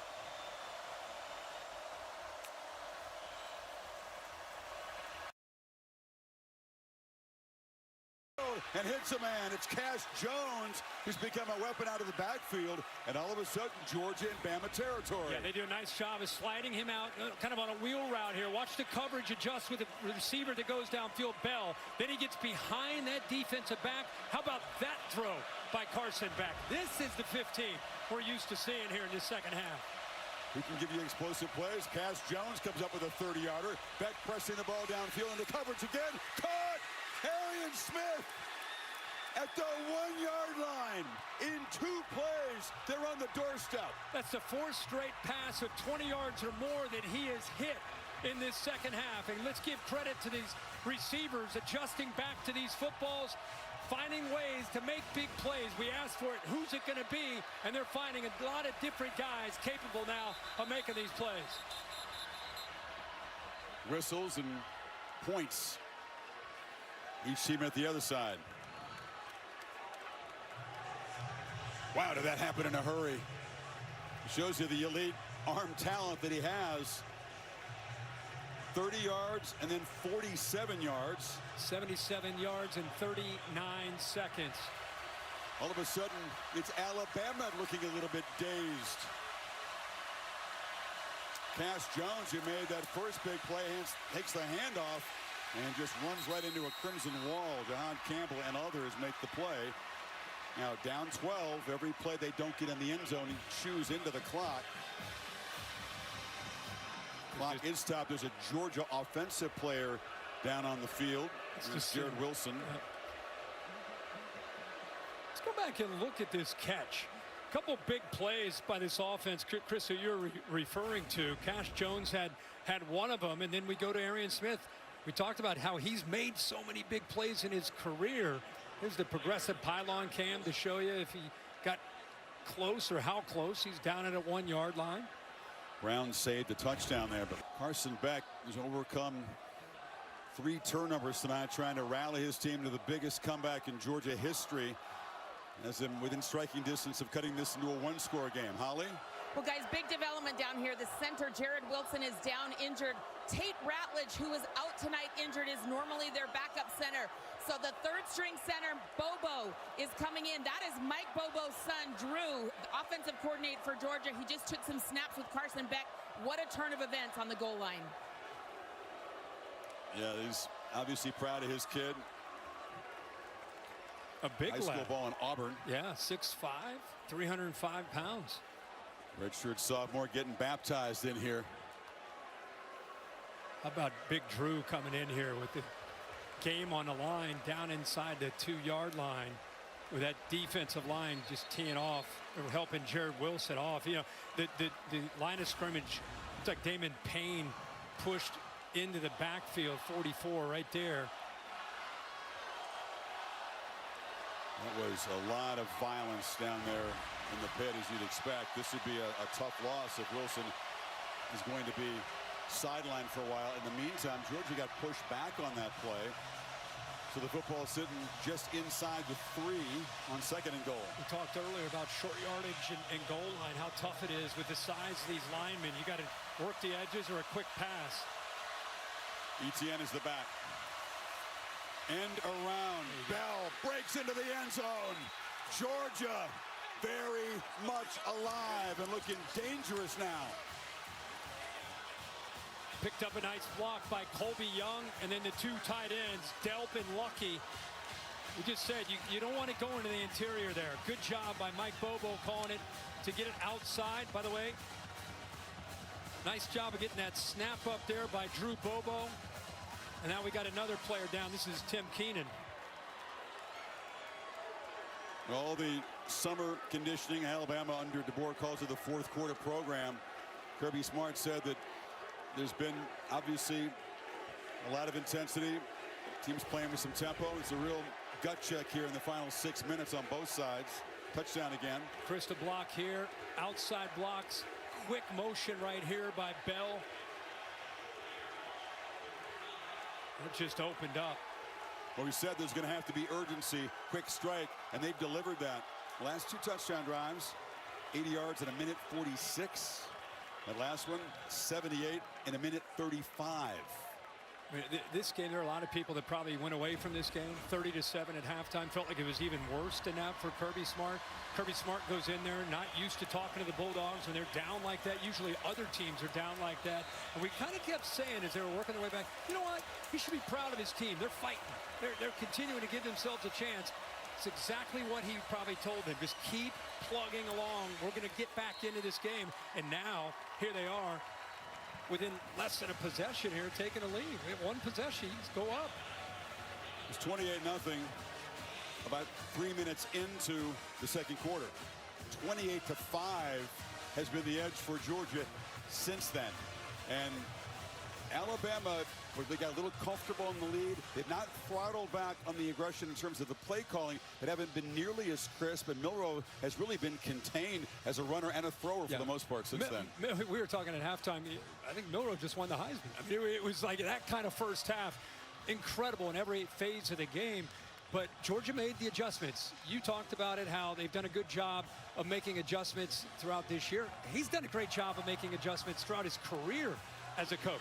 And so that's not surprising. What's surprising is that their offense and Carson Beck has caught fire here in this 2nd half. All of a sudden, Milro and this Alabama offense have got to come away with some points here, or Beck and this suddenly on fire Dogs attack is going to get the ball back with a chance to win it. And this is mishandled by the freshman. A disastrous play. They have to just fall on it. That was Ryan Williams back there. Not a role that he's really played as a returner. Inexperience showing, and they're really backed up. And they're looking at each other.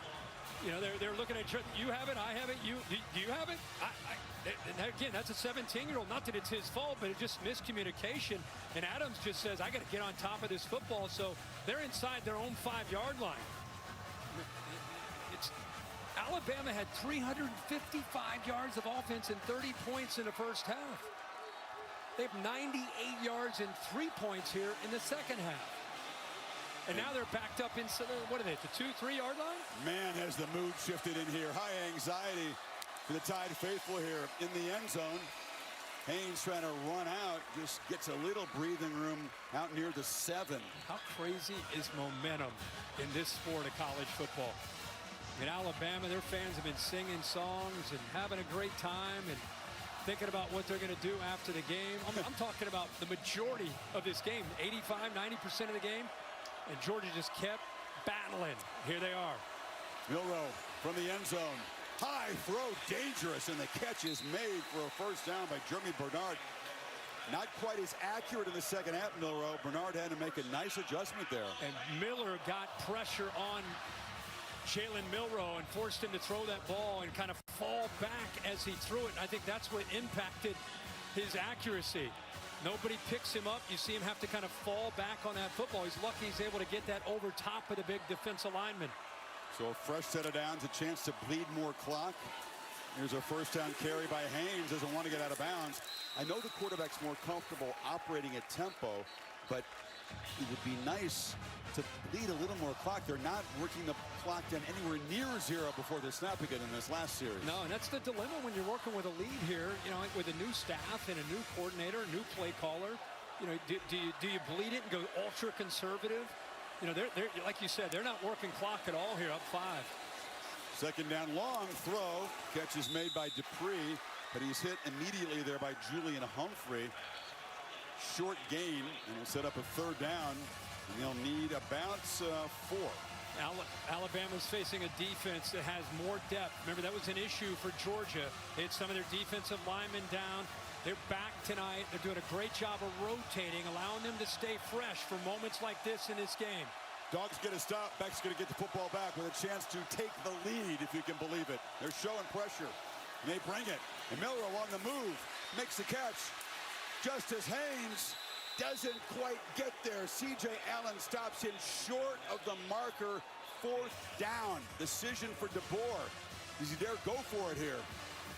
Wow, big decision and great hustle from this defense. C.J. Allen was blitzing on this play. Number 3, he's in the middle of the defense. Haynes makes Malachi Starks. Look at 3 in the background. Without that effort, that's an easy first down. He gets him short with the effort, and Georgia stops Bama. They're going to punt the football, and credit C.J. Allen for that play right there. The miscommunication, the mishandled kick return really set him back, proved to be costly. And now Burnip will try to deliver a bomb if he can. Anthony Evans standing back at the Georgia 28 and steps up to make a fair catch at the 33. Carson Beck has looked incredible in these last 2 drives from Georgia. Mixing up, just seems like he felt like he's seeing the coverage, trusting his receivers to adjust the ball and make plays. It's been everybody. Colby Young, lucky with a touchdown. Here he slips out. Cash Jones out of the backfield. Takes a shot here to the veteran Arian Smith, who adjusts back to the football. Unbelievable job, and now he gets the ball in his hands, down 5 with 2:42 to go with 3 timeouts. Trying to complete what will be Georgia's biggest comeback ever, and the biggest comeback ever in that top 5 matchup, keeping alive that 42-game regular season win streak. Plenty of time. We don't need to play urgently here. But he's looking to throw that downfield. Has a man wide open. Dylan Bell's got it. A foot race. Spins, free and scores. Can you believe it? Georgia has the lead. 67 yards.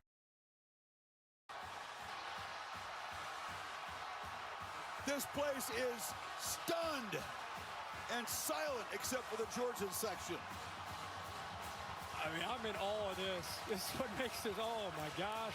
This is what makes this sport so amazing. Carson Beck with the play maybe of his entire career. If you consider how badly it started, yeah, the 2 interceptions, the fumble, inaccurate, just not seeing things at all. Overcome. You know, you earn more respect, regardless of how this thing finishes. You earn more respect for Carson Beck tonight than anything he's done, in my opinion, for fighting through this adversity. Going for Dose again, brought to you by Dos Equis to make it a 3-point lead for Georgia. Beck takes off and will not get there. Stretches, but comes up short of the goal line. Chris, let's go. You just said you don't necessarily have to hurry. But they did. And yet they did. Here's Bell, and here's the safety that ends up jumping this little shimmy, little inside move and up. Watch the move by Beck. The safety has his eyes on it. Beck gets it a little shoulder, just enough for the safety to try to jump it. That's how he ends up getting open. That is Sav, the transfer from Michigan. And this is where Bell shows you his toughness and physicality. What a call. Little inside move, get the safety to bite, and then get behind him. And a great throw by Carson Beck. And unbelievable. Georgia has taken the lead, 34-33. This could be the largest comeback in the top 5 matchup of all time. And the biggest in Georgia history. I'll tell you, all of a sudden, what a shift from Milro. They've been playing with the lead. It was a party in here. Now he's got to engineer a drive to avoid a total collapse.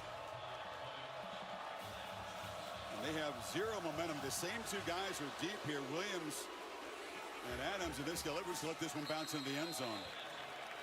So here comes Jalen Milro. Talked about a monstrous first half. 100 yards rushing, 200 passing, 3 total touchdowns. Very quiet since midway second quarter. Yeah, but this is where they got to shift mindsets. Again, there's no rush. 3 timeouts, 2:30 to 2:31 to go. You have the 2-minute timeout. You just got to get a first down. You get that first down, and you can create a little bit of rhythm and try to get this Georgia defense that has some newfound confidence a bit on their heels. There's a lot of calm and command from Milro at the start of this game. He's got to have it right now. And they take a downfield shot. And the catch is made. It's Ryan Williams, still spinning free. Touchdown, Alabama. They answer in one play. 75 yards for the 17-year-old. Are you kidding us?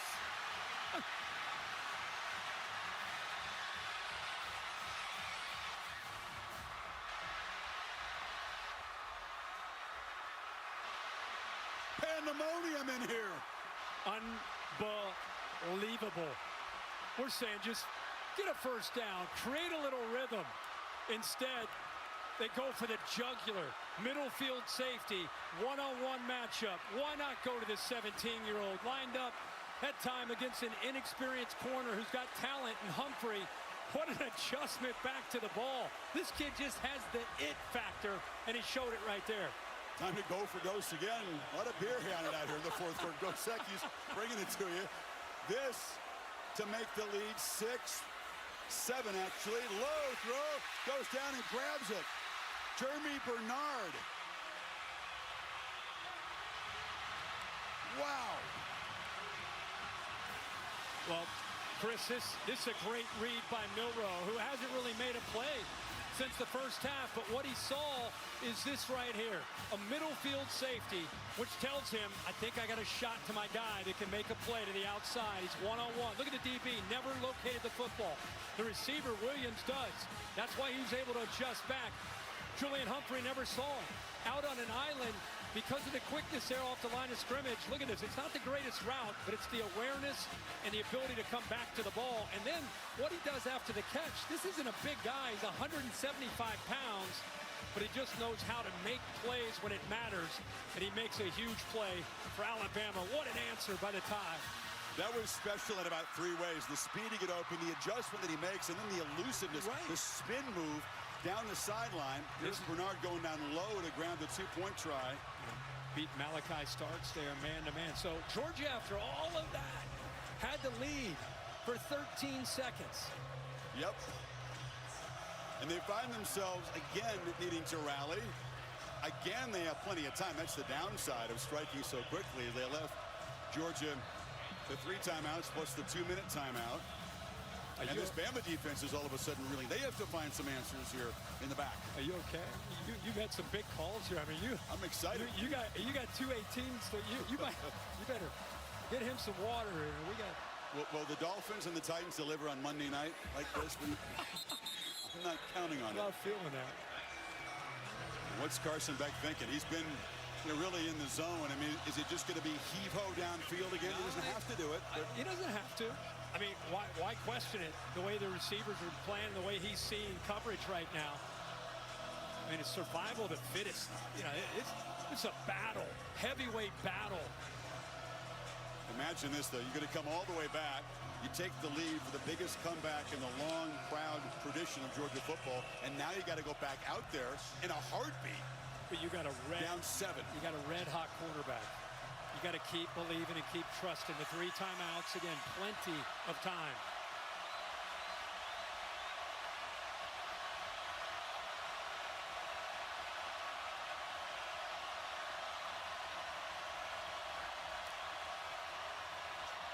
Quick throw, far side, incomplete off the hands of Arian Smith. I'm going to tell all these players, Kirk, that, hey, in the 12 playoff era, You can lose this game. Yeah, right. It doesn't really matter. There's no implications that are earth-shaking for the playoffs. You want to remind these guys who are playing this way? These kind of guys, you could play them in ping pong and they're going to swing it as hard as they can. These just competitors right here, giving it everything they have on both sides. I think you keep being aggressive. This young secondary from Alabama is struggling to locate the ball. Beck escapes, takes off, and no slide. Dives short of the marker.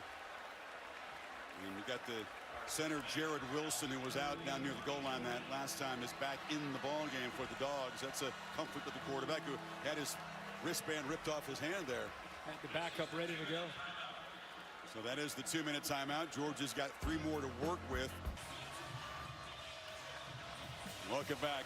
It's become a quarterback duel here. Carson Beck, until some hollow yards at the end of the half, had like 50 passing yards. He has 306 in the second half. Milro, a long period, they lost rhythm, and then that strike to Williams to put him back up by 7. Can Beck answer?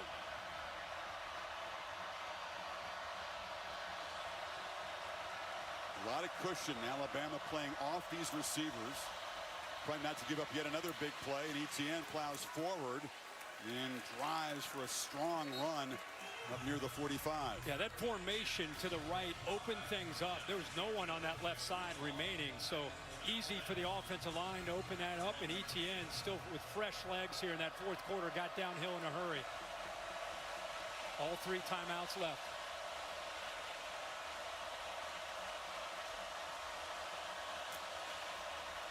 Pressure comes. They pick it up and back off his back foot. A battle on the sidelines. No flag as Keon Sabb was defending Lucky.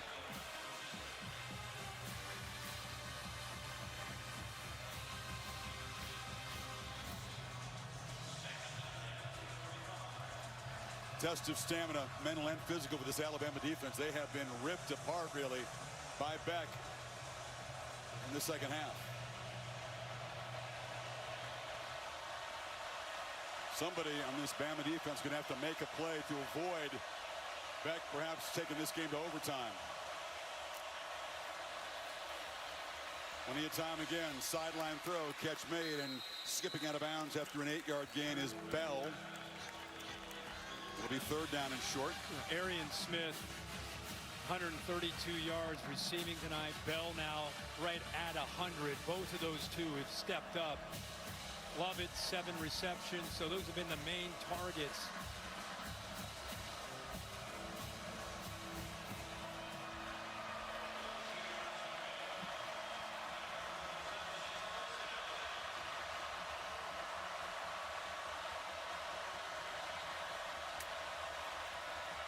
They fake it to Etienne. Beck looking to launch downfield, and it's incomplete. Another battle for the football between Lovett and Devontae Smith, who's come back in the game, and it's 4th down yet again. You know, Young does the hard part there, but he just doesn't hold on to the ball. That ball's thrown behind him. That's very tight coverage that time, but by Smith, does a great job of coming back, just doesn't hold it. 4th down. The ball game on the line here if Alabama can get a stop. They are press man across the board, tight. Making these receivers work for it. The only soft coverage is there.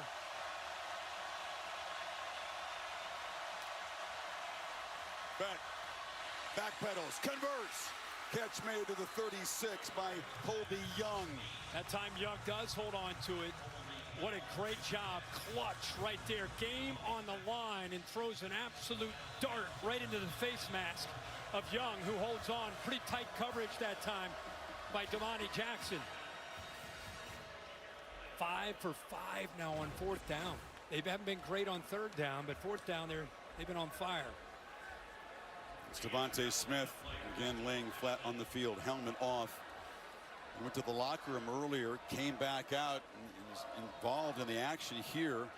Now being looked at again.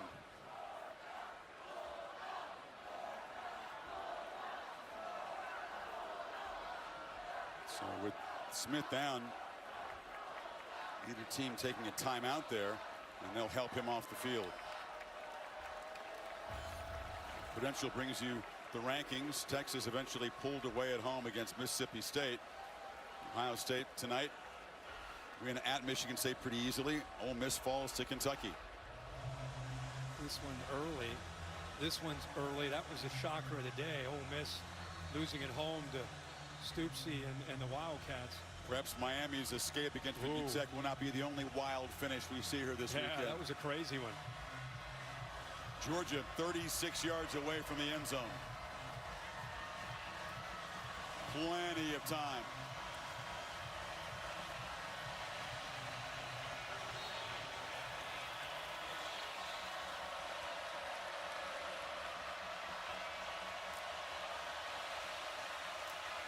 Beck rolls out, scans, could have thrown or ran that time. That time tucks it, dives forward for a short gain. Clock running. Yeah, Kirby uses a timeout there. Smart decision by Beck. Once he cleared out of the pocket, rolled right, there's nobody open. Alabama had everybody covered, and so instead of throwing it away, at least he picks up a few yards, and they use their first timeout. See, Kirby wants to kind of hit the pause button here. Let's stop and think this out.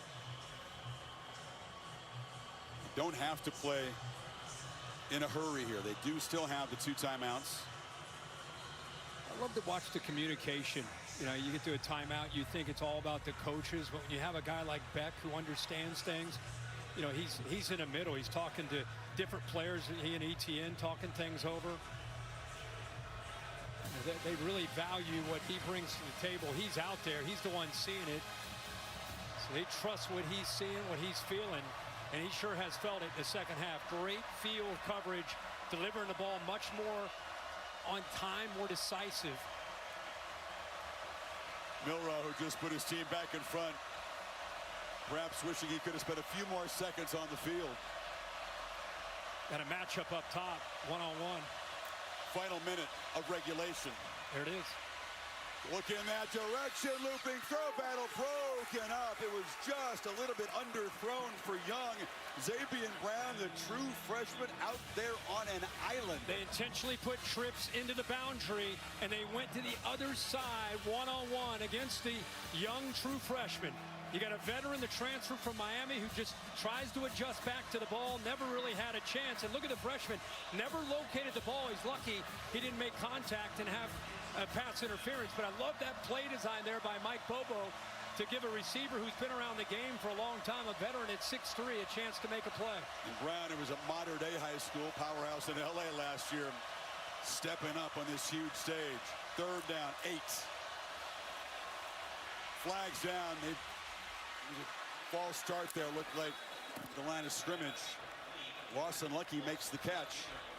Yeah, I think you have the receiver moving at the bottom. You also have Alabama moving. Offsides. Defense, number 14 in the neutral zone at the snap. The penalty is declined. The result of the play is a first down. The runner was out of bounds. The clock will start on the snap. Yeah, Bill, I don't know what's going on here. You have movement here, but you also have movement in the trenches. How'd you handle that one, Bill? It's a live ball foul. He came into the zone, then the ball got snapped. He drew no offensive players off. So with the receiver moving as well, okay. Georgia 20 yards away. Beck launches for the end zone. Jump ball. Intercepted. And Zabian Brown, the freshman, makes a game-saving play for Alabama. About stepping up in a massive way 4 games into your college football career. Unbelievable. You know, instead of being press man, Chris, the true freshman gave the bigger receiver some room. About 10 yards off the line of scrimmage. You'll see him as you way out to the left. And what it allows him to do is this time, look how he locates the football. The previous time he did not. This time, because of the cushion, he was able to see the ball. And he's got the athletic ability, once he sees the ball, to be able to go up a high point and be an athlete and take it away from the taller receiver at 6'3". You know the comparison they made, Zabian Brown, Womack and company, Patrick Surtain as a freshman just came in incredibly locked in. Tremendous understanding of the game. So instinctive and obviously athletically gifted. He took about a Hall of Fame guy. That's the comparison they make about Zabian Brown. There's something about Alabama defensive backs. Yep. I mean, Saban left the cupboard far from bare. They had to keep the commitment to these guys.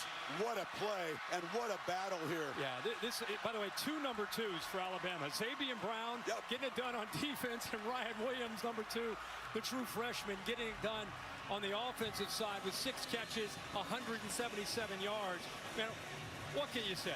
I mean, Alabama wins this game. It's a big showdown in week 4, but Georgia left for dead at 30-7. Didn't look like they had any clue how to stop Milro. Deserves a ton of credit for getting in there at halftime, fighting back, taking a lead, albeit lasted 13 seconds, but having the ball with a veteran quarterback in the red zone and having a chance to maybe take the lead and win this thing. So, battle of the Titans, and it lives up to the hype there in this second half. And we said there's some wrinkles. There's some unknowns. 2 guys who were in high school a year ago, as you pointed out, made the monstrous play. They both wear number 2 in crimson. The eventual game-winning touchdown by Ryan Williams. I had a brief chat before the game and said, "You don't look like this is too big for you." He goes, "No, sir, I'm ready." Georgia thought they might pull off the biggest comeback in school history. Alabama struck back, and Georgia denied in the end zone by an interception.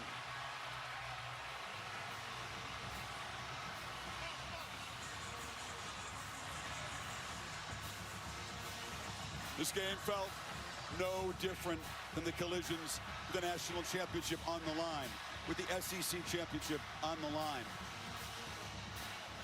Every bit as hard-fought and compelling.